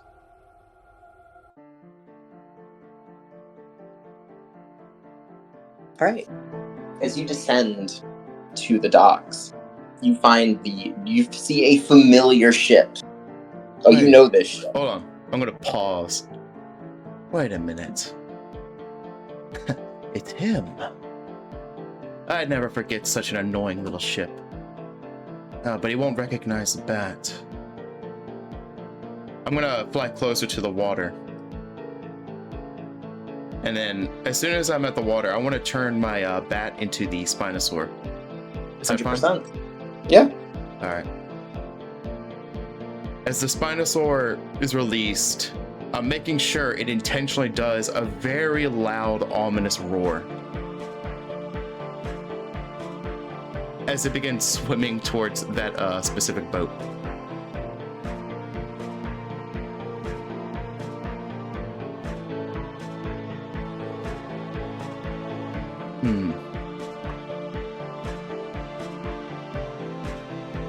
He might actually get hostile, but this is a good way to gauge him.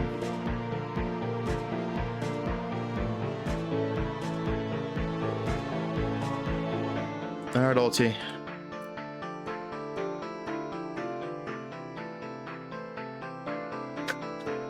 Ship.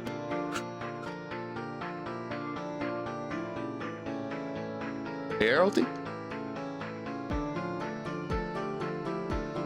Oh, are you talking to me? Yeah, I'm interacting with you at this point. I just essentially called in my Spino. It gave a very loud, ominous roar. Remember, you've met Marigold in the past with his Spino and his bird. You might remember them. I mean, there is a Spinosaur heading right towards you on your ship. Yeah. Wait, so you're heading towards me? Yeah, I mean, you can see Marigold waving at you. But yeah, I mean, I'm not that far away from you. I'm just coming from the water. Okay. It's just Marigold testing you. Oh, Let's see how he reacts. it's you again. And that thing. The Spinosaur would brooch onto land, essentially in front of you, as I'm just standing on top of it. Ah, I can't believe I found you here of all places, Black Tide. You still have this thing with you. Of course I do. Why wouldn't I have such a beloved beast? I mean, the same can be argued on your ship here. Thing's colossal. What brings you to port? I don't know. I just randomly ended up here. Spent a week out at sea. And the next thing I know, I've made my way over to Jinglu. Jingu, huh? That's... How far away were you? I swear, aren't you in charge of that one place?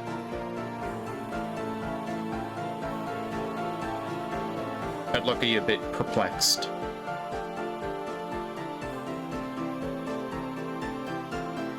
What do you mean? My island? Yes. No. I have the means of returning. Don't worry. It's not that, it's just... Plus, I'm surprised how fast you got here. What, did you get a new upgrade on the ship? no, I didn't. I'm perplexed myself. That's... We had strong winds, but I've managed to skip over an entire landmass when reaching here. It's almost like I teleported. Fairy rings? Did you go through anything? Not to my knowledge. That's... Huh. I'll text Parallax that the person I found here is an old player named Blacktide. And it seems he has his ship here. Well, I did not expect to see you here of all places. When I was being informed by the Harbingers of Scorn, I thought you might just be some NPC group or some other ordeal.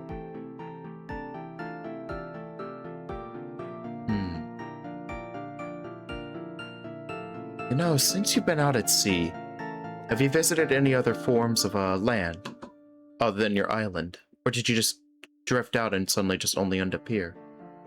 You said 6 days, so... That's what I've been telling you, haven't I? This is the only place I've encountered. It just doesn't make sense.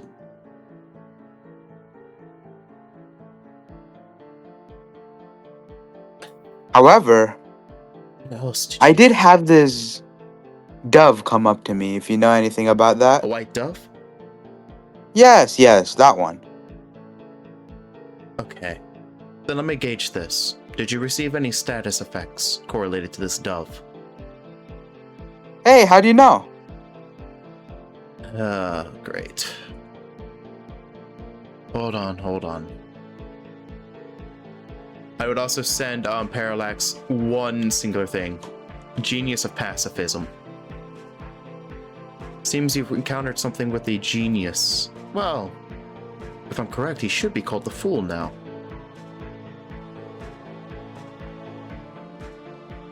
That's odd. The Fool? That's quite a name. Well, most likely one of them. Most of these geniuses have been against us the entire time, but I've heard a little bit of the prophecies from some Cooney clan member, where they went off the haywire. I'm just a bit surprised. What does the status effect do to you? It just said that there will be no needless harm my way. Obviously, it was removed once I came to this place, Oh. because the dove flew away. Oh, I see. I'm starting to think it was the reason I couldn't find any land.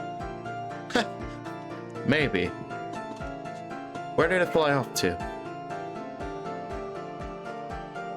Oh, if I knew, I'd tell you. I have no idea, though. The Wasn't really direction. paying attention to it. What, you didn't spot where it was going from left to right? Nah. Too preoccupied on other things, you know? Like how the hell I ended up here. Well, that's a new one for me. I'd expect a little bit more from a captain to be able to know exactly where something's going. But you know what? I'll let it off. I guess it's been an interesting journey. Oh, interesting for sure. You can say that part. Let me see. Well, it's been a long day here. What's your intent since you finally came here? Hopefully it's not to cause any harm. Harm? Let me figure out where I am first, and then let's talk about everything else, you know? Sai, what is this exact location? His exact location? Yeah, exact location we're at. In Jingu. The port of Jingu. Well, currently you're at the port of Jingu.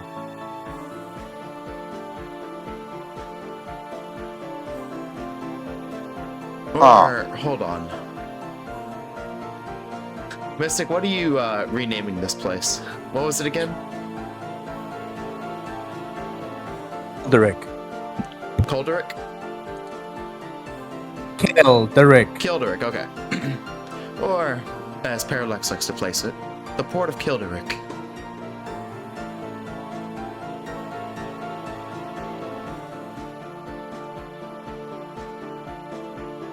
Uh-huh. Alright. I mean, I still don't have any intentions to do anything to harm anyone for right now.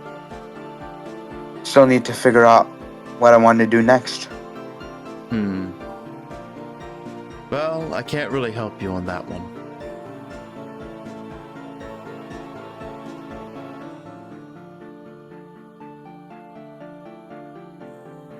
So, mind moving your little friend along the way? Kind of need to make myself over to the city. I'm not in your way. I don't think it'd be proper for us to keep standing on the pier. I haven't been in your way. What do you mean? You can walk through. You're just intimidated by the Spino. Oh, then again, this thing is a horrifying thing to look at for ordinary eyes. Just makes them great. Show off, I'm telling you. What do you mean? I haven't shown off at all. I just simply came here to greet an old acquaintance in an old form. An old friend.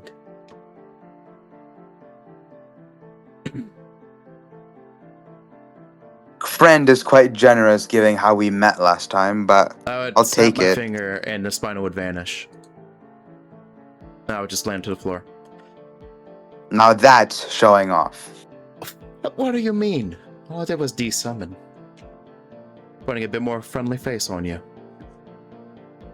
But yeah, it has been quite a while, hasn't it?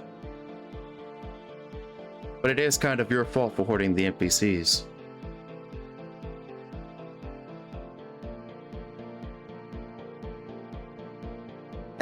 Weren't you a guy with a ghost crew? I'd look over at his ship. My ghost crew. Let's just say they're not ghosts anymore. How so?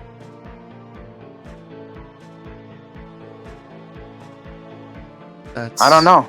I didn't Wouldn't realize you have would a better change your heart. idea? You're the one more in the know than me. My apologies, friend, but I don't know what goes on your ship. I'm not omniscient.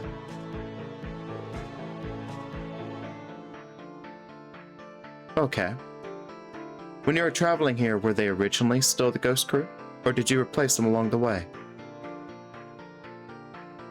Oh yeah, they're a ghost crew, alright. I was over on the sea, but I enjoy a nice, refreshing mango, I'm telling you. And then bam, A mango? I died. Or what it seemed like it. How so? I don't know. I just saw nothing. Deep sea creature? Or... No, I saw cracks. Cracks in the Oh. sky. Ah. So that's what happened. Okay. So it hit that far too. Come on now, give me some more context. You know how much I love being vague, but since it's you. Essentially, we were getting into a very horrible fight with 20 geniuses. Well, not really 20, we were dealing with a genius. It was, mechanical girl. She had a mechanical dragon come out from her lower legs. Don't ask, I don't know either. I got into a big fight with that dragon, brought out my big bird. And I believe Parallax did something to the server. And it crashed. Everyone died, and then everyone respawned. Oh, I know that part. I could see it on the infamy boards. Oh, yes. Anyways, about Parallax. What about him? Are you seeking revenge for your mango?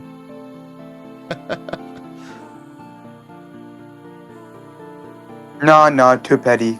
Actually, maybe I will. You know, you never know what'll happen. Anyways, where is the dude? I could take you to him. Even if I told you, it'd still be a long walk, so how about that? For an old time's sake, I don't mind dragging you over to him.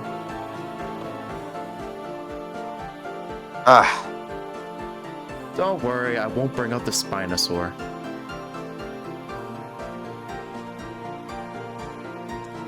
What else you got? With a snap of my fingers, I would call forth the bat once more.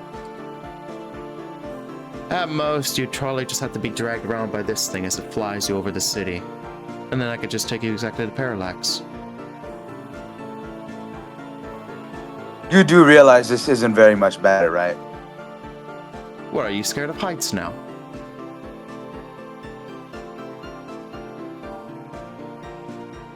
Just do what you want. Let's go already. I'm tired.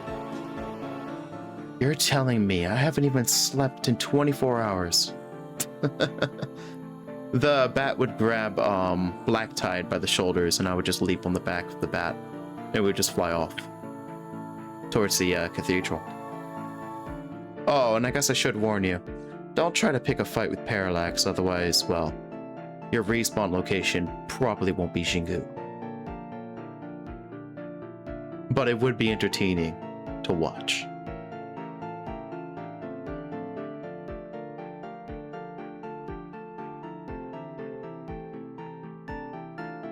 Oh, and currently, Los Nostro is the dominating guild in this area. Have fun with that.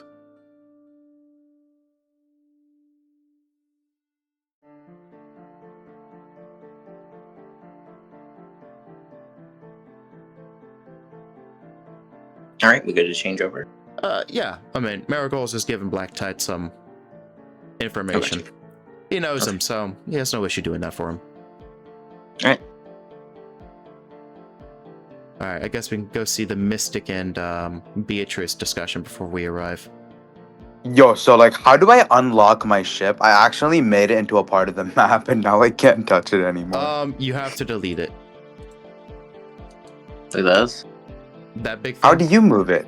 Is it because you're GM? Size the GM, yeah. Oh, oops. Yeah, only so I can move that. Alright. We'll disappear for... Oh my god, it's a church. Yep. It's a cathedral. Ah, I guess we'll just move us here and we'll let Beatrice and... Oh my god, Mystic's having his church scene before me. No. I mean, we kind of live in a church. Oh my god. Alright, let's listen and see how this goes. all right. What theme you want here, Mystic? I don't know. You play. Okay, Oh yeah, how'd you like the music, Ulti? that's good. Pretty Might nice. have to add Pretty that to nice. the playlist. Actually, it's pretty nice. Yeah, it's... It is really nice. Yeah. This is Add like that one to of the my favorite playlist. ones. That's Marigold's main theme. When he interacts with things. Oh, bet. No, Yeah. I'll definitely save it to the playlist. Yeah. It's... I used to listen to Astraveler a lot, so... A lot of their music is some of the stuff I've referenced before. And they don't really get you on copyrights as badly as other, like, musicians would. So I like them. I think this is the one I'm looking for. I'm gonna hope this isn't copyrighted, but we're gonna hope. You can use a copyright checker. Okay, that might be copyright Oh, stricken. brother. Yeah, stop that right now. Stop that right now. Yeah. You're gambling with Devil May Cry. By the way, why would you play like that? Sounds like wedding music. By the way. Yeah. No, it's gonna be I agree, actually. You want me to Who's getting pause real married quick here? while we look for some music? I guess it was me all along. It wasn't Ricardo. It was me.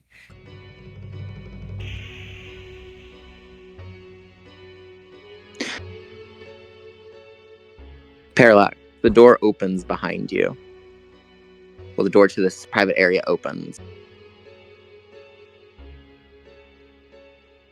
You see a familiar woman. No, I don't. I'm looking at the statue. That's true, you don't turn around. He's Just whore that's farming. fine. Parallax.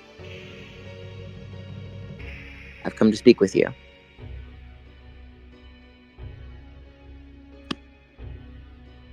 First, I would like to give my sincerest apologies for my Oh, wow. failure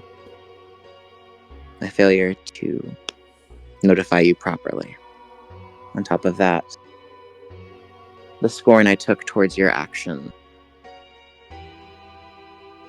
I allowed my own emotions to cloud over me as opposed to thinking clearly and rationally.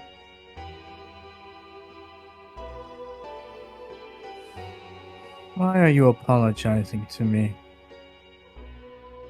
Because you've done a lot for us, and I chose, in my moment of stress, to look at you as if you were a threat, when all you've done is solve our problems.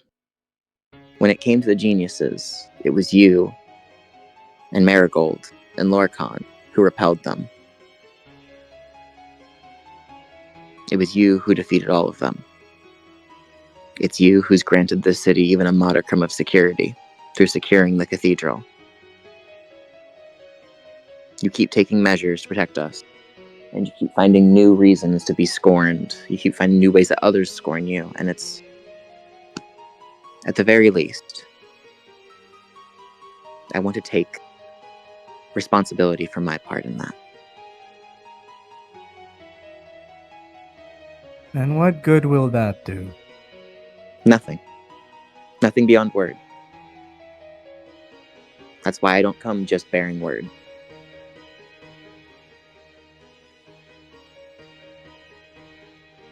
She reaches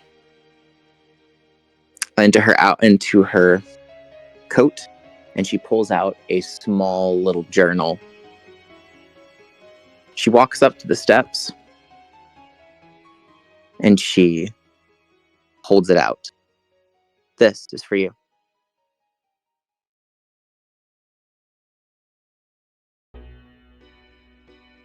What is it?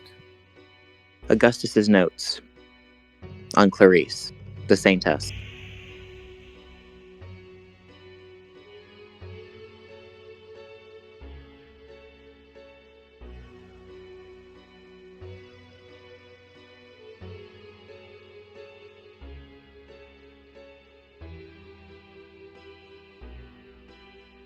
Why would I need this?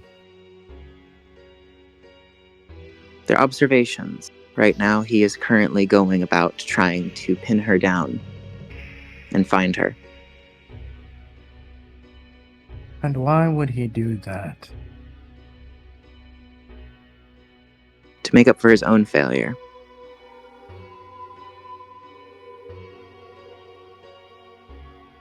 So, he thinks to please me by finding the saintess. How exactly will that make up for his shortcomings?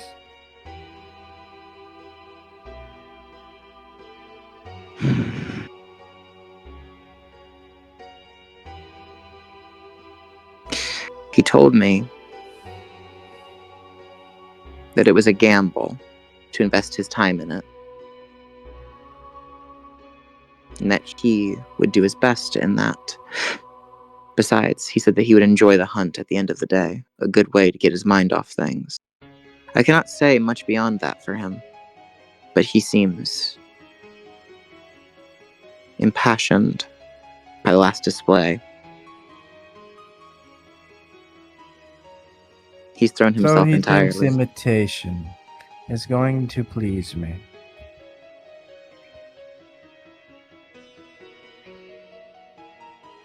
Mayhap. You people, I look up at the statue, are so painfully slow.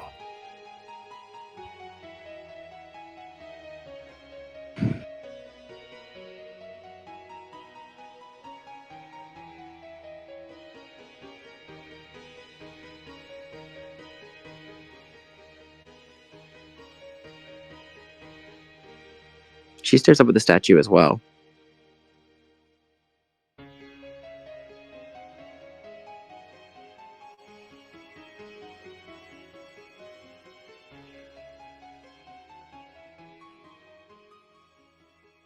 I've never Tell me. seen them. No, sorry, go ahead. No, you go first. It's okay. No, I want to hear what she has to say. I've never seen them regaled in this way. Usually they're separate. Usually they stand opposed to each other, or in some cases they start in conflict. I've never seen them all together like this.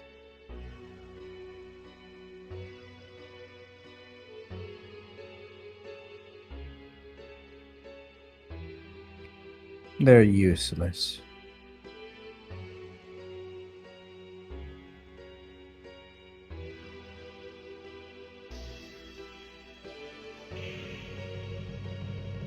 She appears a bit confused. Ah, you must be wondering what I'm talking about. Give me a moment. I VC Rosemary. Hello? Morning, Rosemary. Where are Good you? morning, sir. I'm, Five and I are, collecting stuff. For something. Return to the cathedral post haste. Okay. And bring Sh- all the sisters.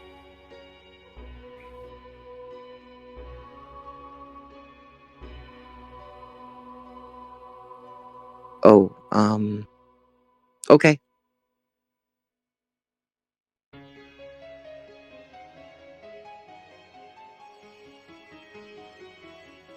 That's settled.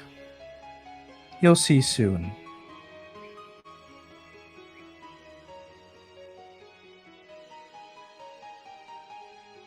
See.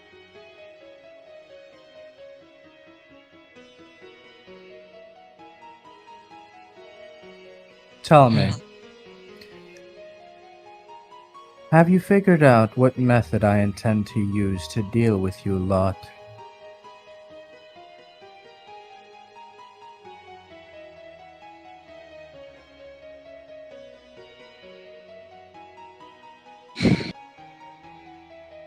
No.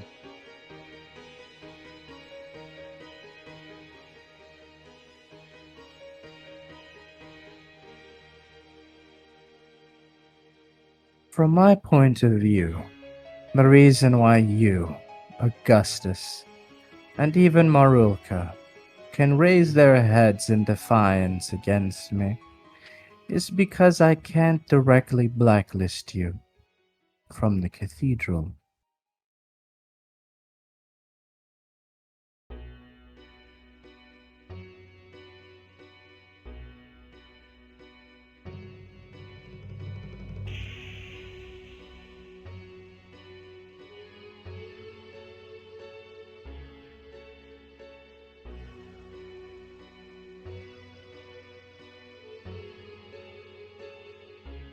Have you figured out the reason why you can't be blacklisted? Because we're holy figures. Yes, but what does that really mean? We hold position within a religion. Important to the No, cathedral. you're incorrect.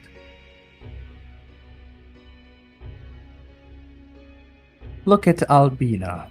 She also possesses a holy class, so why am I able to blacklist her but not you?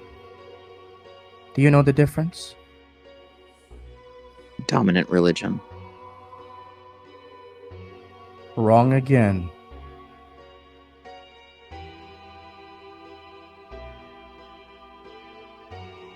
Tell me, what do you, Augustus, and Marulka all have in common?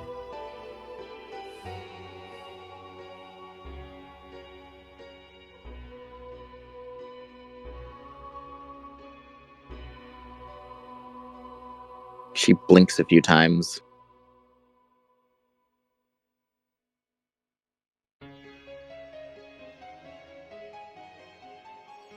What So do we? slow.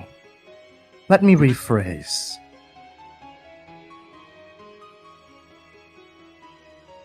What makes someone a holy figure and what does not?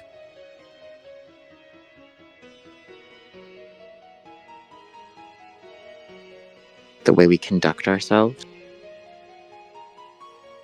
Nonsense. You, Augustus, and Marulka have caused dozens, if not hundreds, to suffer ill fates.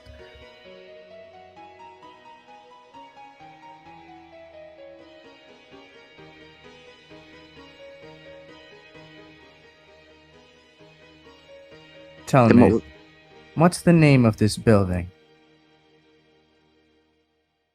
the cathedral. Cathedrals are a holy shrine, important to European culture. That's where the name cathedral even comes from. Albina has the class Prakant. It is a holy class, just like the rest of you, and yet she does not count as a holy figure. Why? Is it because it is a subclass? Perhaps. But there's something else, isn't there? You, the Templar, Augustus the Paladin, and Marulka the Exorcist. What do all three of you have in common? It's very simple. Those are holy classes, only available in Western Europe. The origin of Christian religions, and the place where cathedrals are made.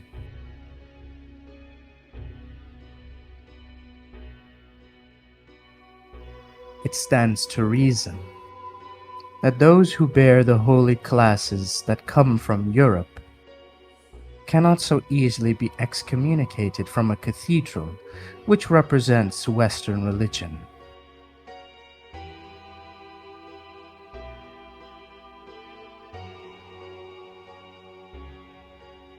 After all, an exorcist, a Templar, and a Paladin all hold holy ranks within the order of the Church in Europe. The cathedral is an institution of the Church, no matter where it may be in the world.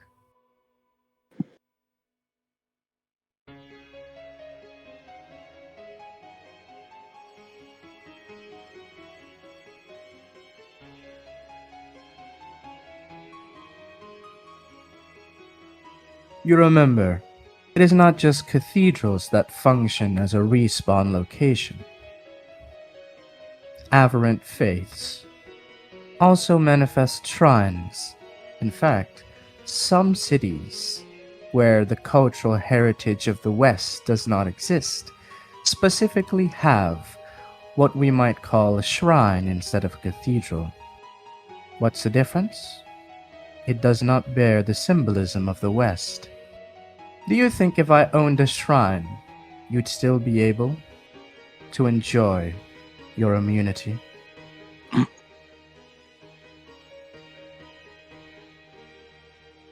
She catches on.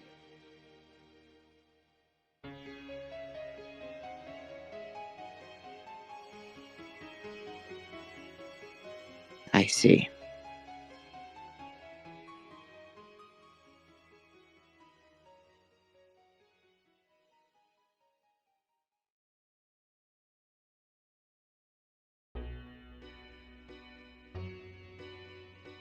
This cathedral is now officially owned by me. I can decide its designation. And if I hail it as the church of a new religion, or perhaps even a pagan faith, there's a 90% chance my theory will end up becoming reality.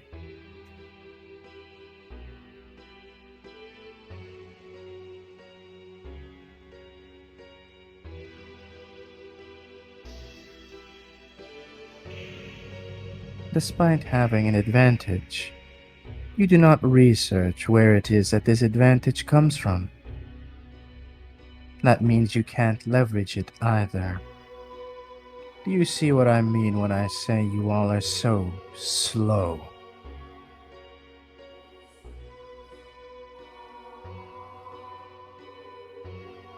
I do.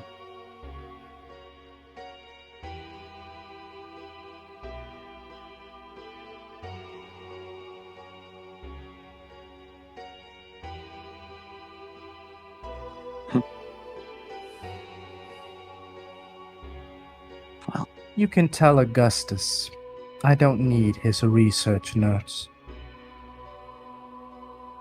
Just like I've accomplished everything else alone, I'll take my revenge alone as well.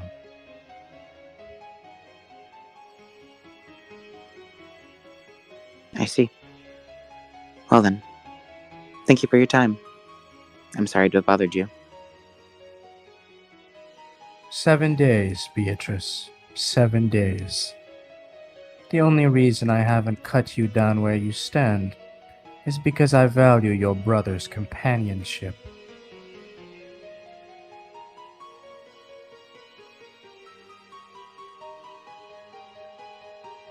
In 7 days, I'll be excommunicated, forced to bend the knee, or simply must go to the next location. That sounds fair. No. After 7 days, I'll be the one leaving.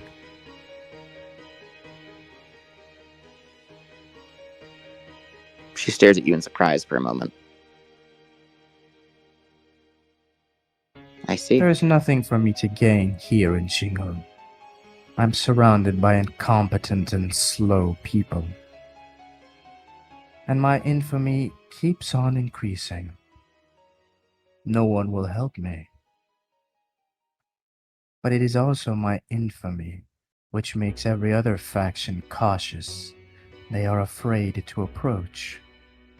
But as soon as I leave, there will be nothing stopping them from coming here and taking a piece of the pie. Now that I've made a public declaration, they can't be unaware. They're thinking in their minds. In 7 days, all they have to do is hold out for 7 days to keep the rest of you from bending the knee, to stoke the flame of rebellion. That way, I'd see no reason to stay here and leave. And the rest of you incompetents would simply fall into place. Yet not a single one of you have taken notice. It's almost comical.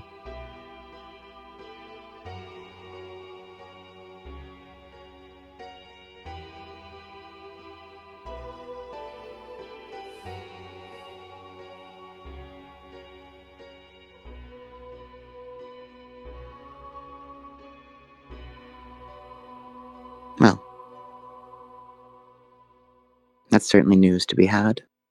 In 7 days, you'll leave, because there's nothing that keeps you here, surrounded by dolts.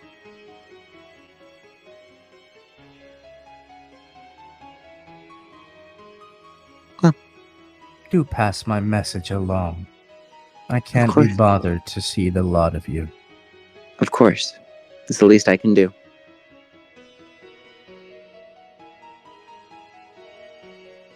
By the way, when I leave, I will be taking this cathedral with me. She looks at you with a bit of a pause, but then she just laughs, smiles. Of course you will. I'll make sure to tell them that as well. By the way, before she even leaves, I undo the restriction in the zone right next to us, so all the people from the delegation that got killed can come into this room.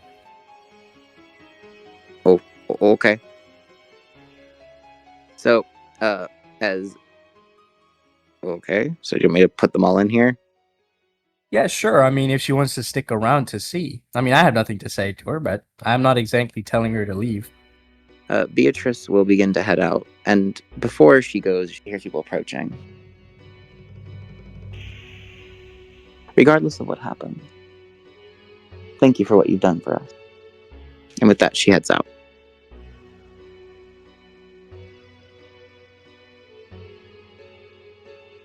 She bids goodbye to Marigold on her way out. I'll just give her a nod. There's the expression on her face is satisfied. She did what she had to do. And whatever it was just her speaking her mind, something that she values above all else. Yeah. Regardless of what Parallax told her, she has some renewed vigor. And she heads out. Alright. The cathedral seems much darker without her presence. Well, Black Tide. By the way, do we see this the delegation showing up? Yeah, I mean, it's primarily, like I said, it's primarily just like on the ship that was killed by them, so some low-level players. Alright. For the primary one of them is Evangeline. Alright. who just walks around with a bit of a impressiveness. She's just staring at most of this architecture. Okay. Well, Black She's Tide, fine. looks like your chances to meet Parallax will be soon.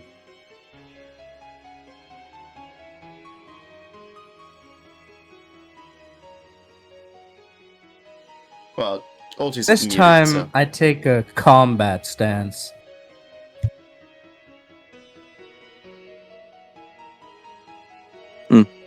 Ain't no way. Check that imagery. Sweet. Now he's drawing a blade. Evangeline, do you against all of the delegation members? I'm just standing there, combat ready. Evangeline walks forward, and as she comes close, she holds her gun out to you. Oh, she's pointing her gun at me? Bet. No, she's holding it out handle first to you. I do nothing. She smiles at you. You truly are the Parallax, yeah. Is there another one? Of course not. It's just to meet one that you aspire to, truly in the flesh. To see, well, the closest we have thereof. Your stance, the intent, everything. I heard stories, I saw videos, but to see it in person is something else.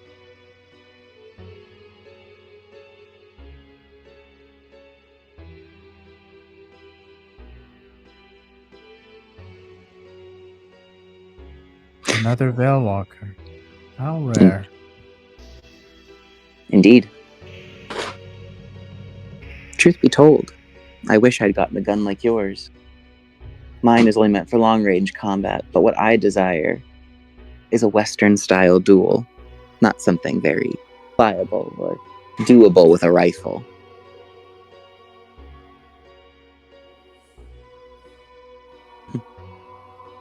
You have the class. Go grind for materials. Of course. I'm not sure myself when it comes to the guns, but when one gains this class, I suppose the starting weapon is given to you at random.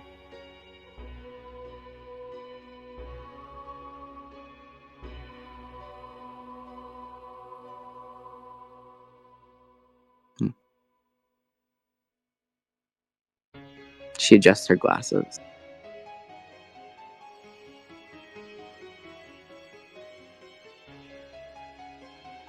What are Truth you be told- wearing?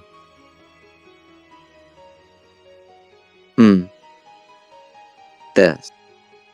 She looks at it and scoffs.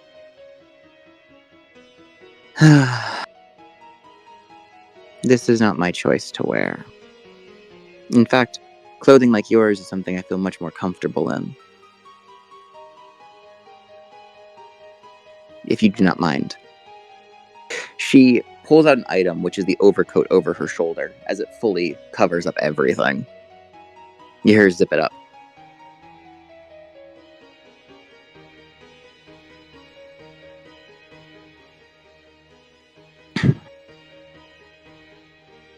In order to play by the strengths of my long-range capabilities, there's certain armor I have to wear. Critical hit bonus, stacking, and the like too. But in truth, as I've said, I prefer a much more modest attire. You could have fooled me.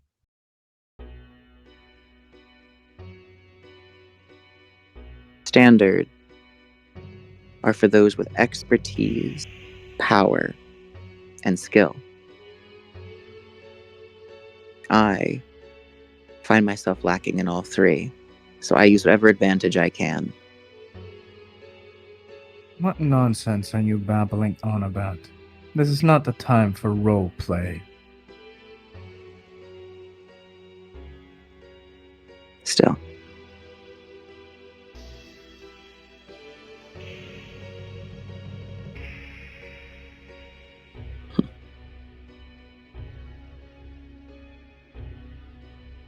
As far as I'm aware, you and your ilk have trespassed illegally into Kilderig, or Xingu.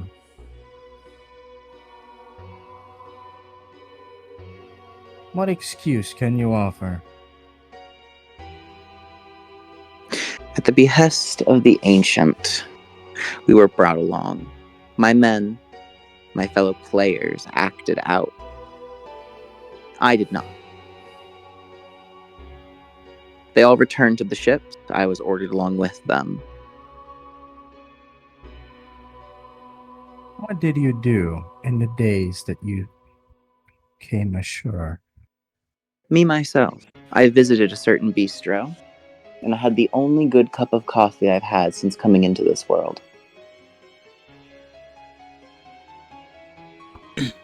After that, I forayed through the street, looking for bookshops, literature of the people of the land here. After failing to find anything that I found sufficient, I returned to the ship. The day after that, I repeated. Nothing beyond the ordinary. After those fools made a mess of things, I was told to return to the boat against my will. Otherwise, I'd be left behind. Under whose orders? The Admiral. That's what he calls himself. A person of the land who is the right hand of Belgabeth. An ancient aboard the fleet. I don't know who that is. He's of the chivalric order from my server in Europe. He managed to Well, that's survive. strange. Hmm? The ancient I encountered did not identify himself as one of the chivalric order.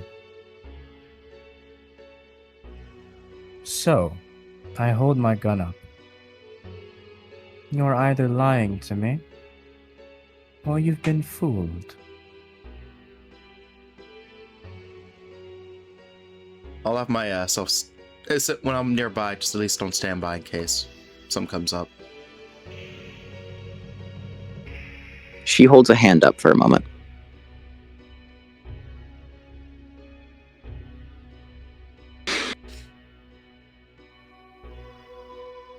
I assure you, currently sitting in the largest ship of the fleet, there's an ancient there named Belgabeth.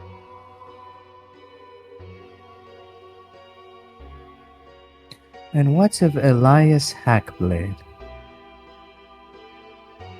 She blinks a few times.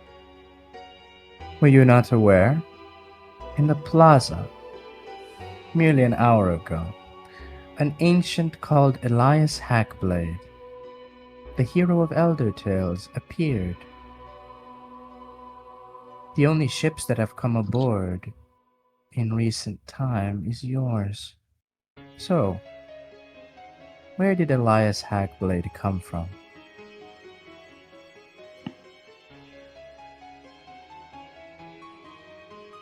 She pauses for a moment. Could he have been that cargo they were talking about?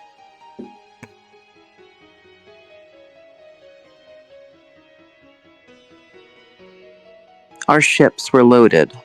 My ship. All three of us were loaded with special cargo, holding a single treasure between them. No idea why they put it that way. You said you came here on a voyage. What orders did you have to come to this land? We were told to come and prospect, to see something called the university with our own eyes. But I see no learning institution. University is no more.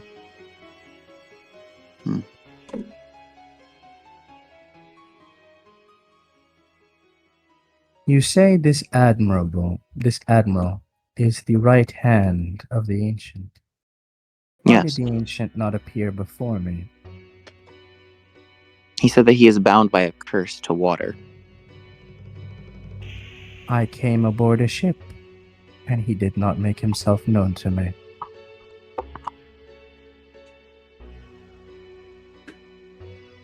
He sent us ahead. We were meant to wait for a party, speak with. Before I knew it, my cohorts, as I said, caused trouble. Then we were told to immediately pull back. 7 ships are merely a scouting unit. There is an 8th ship, a large one, which all others dock to. So you've come here with a battleship and stationed yourself right outside our shores. And we are to expect that you came in peace?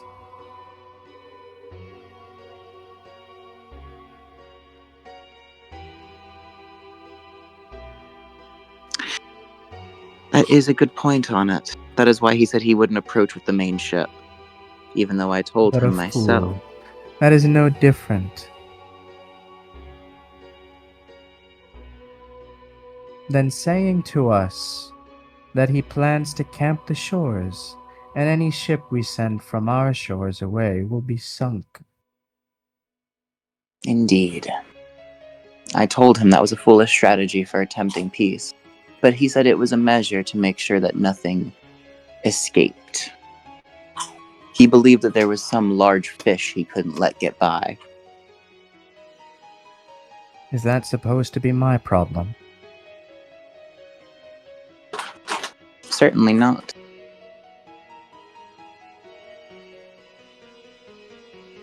I told him, and I will tell him again. If you would like, I could put him onto the voice chat right now. Or at least I could contact one of the players still on the main ship. There are a few more questions. Of course. The highest among you was a player of level 93. I'm curious where they are and how they managed to reach level 93 so fast. That one. Melchior.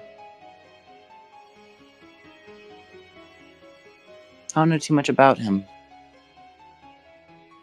But apparently he was, and still is, subject to special training by our resident ancient, which is how his level accelerated. I have my own thoughts on what the process is, though.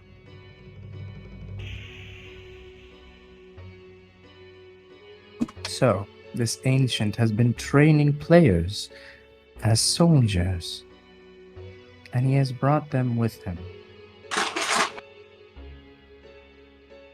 More and more, this is seeming like a military threat.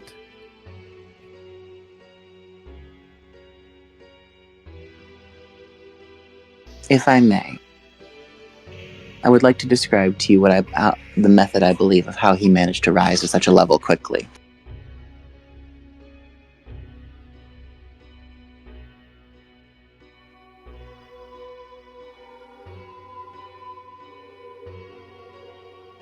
I believe our resident agent has the ability to liquefy the XP of other players and grant them to another.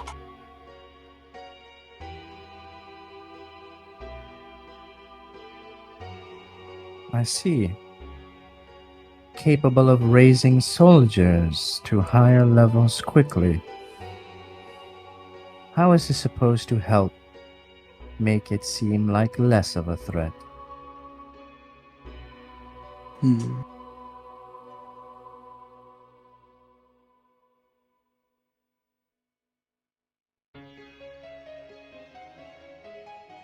Well, first in what he's told me on this matter. After a lack of, as he put it, initial contact and conflict, he sent forth the ships to go check things out. After I reported my findings of rather peaceful conditions, he seemed confused. wondering why, in his own words, he was even dragged out here.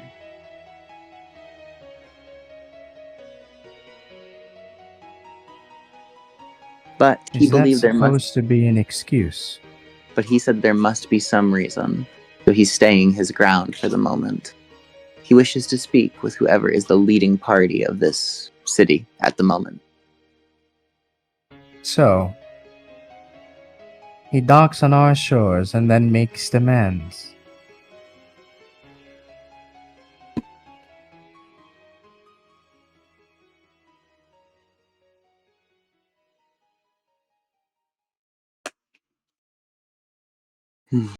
He certainly throws his weight around, and I'm not very fond of him myself.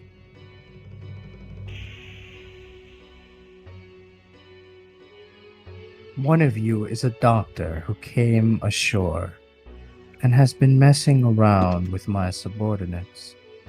Identify him.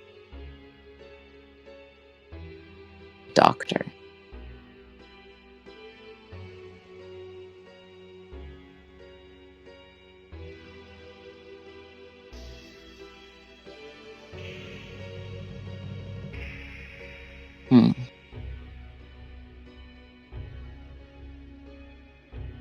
I don't remember any direct medical squadron.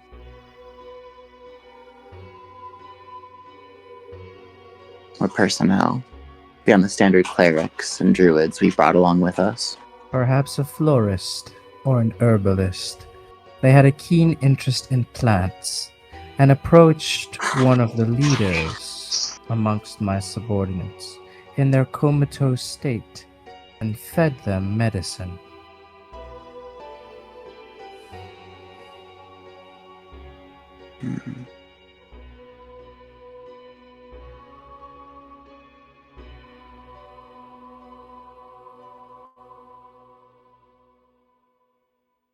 The only doctor, I guess in your words, page, that I was able to truly see was Avon Brewbone. But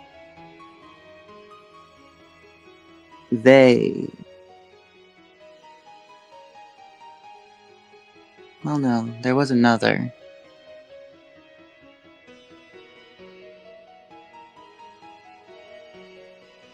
And that's Negruk.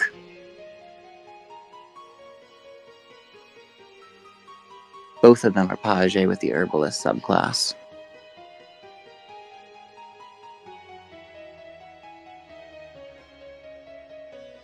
These are the only two that I know that fit that A description of player. herbalist.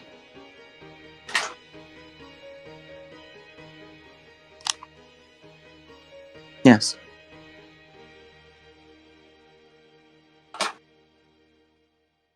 I see. And I take it you don't take responsibility for their actions. I am part of the fleet. So, at the end of the day, regardless of how I feel, I am part of a group. So, their failings still do fall on my shoulders.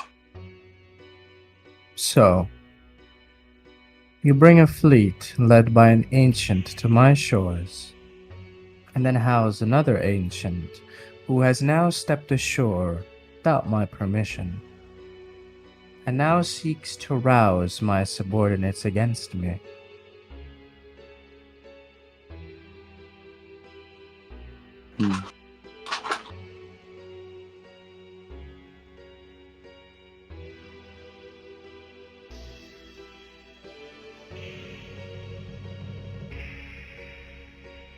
If that is the outcome of my actions, then it must be so. Enough said. Leave. Go inform your captain that he will die in 6 hours, and all of his ships will sink to the bottom of the ocean. She goes, and she leaves rather quickly.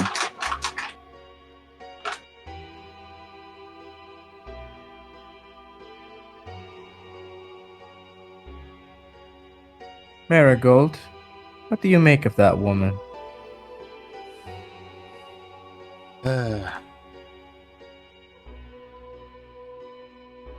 Hmm. Too many inconsistencies on certain aspects.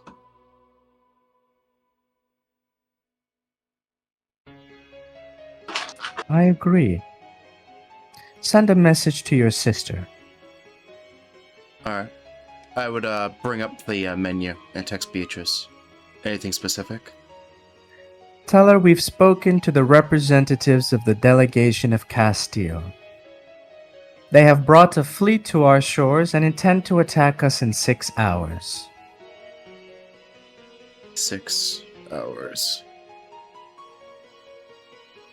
Send. How will the council handle this? Well, I guess we'll see. It's always one By thing the after way, another. inform them as well. The cathedral will be off limits. I will keep to my 7-day promise and not interfere. Okay. I sent that as well.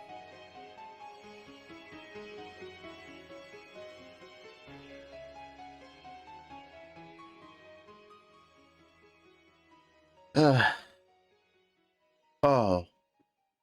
I meant to tell you. This here is Black Tide, although he seems to be focusing on something in his menu. AKA, this dude's fucking deaf, so give him a bit. I'm not sure if you'd know Black Tide. Can we pause for a sec? Yeah, let's pause.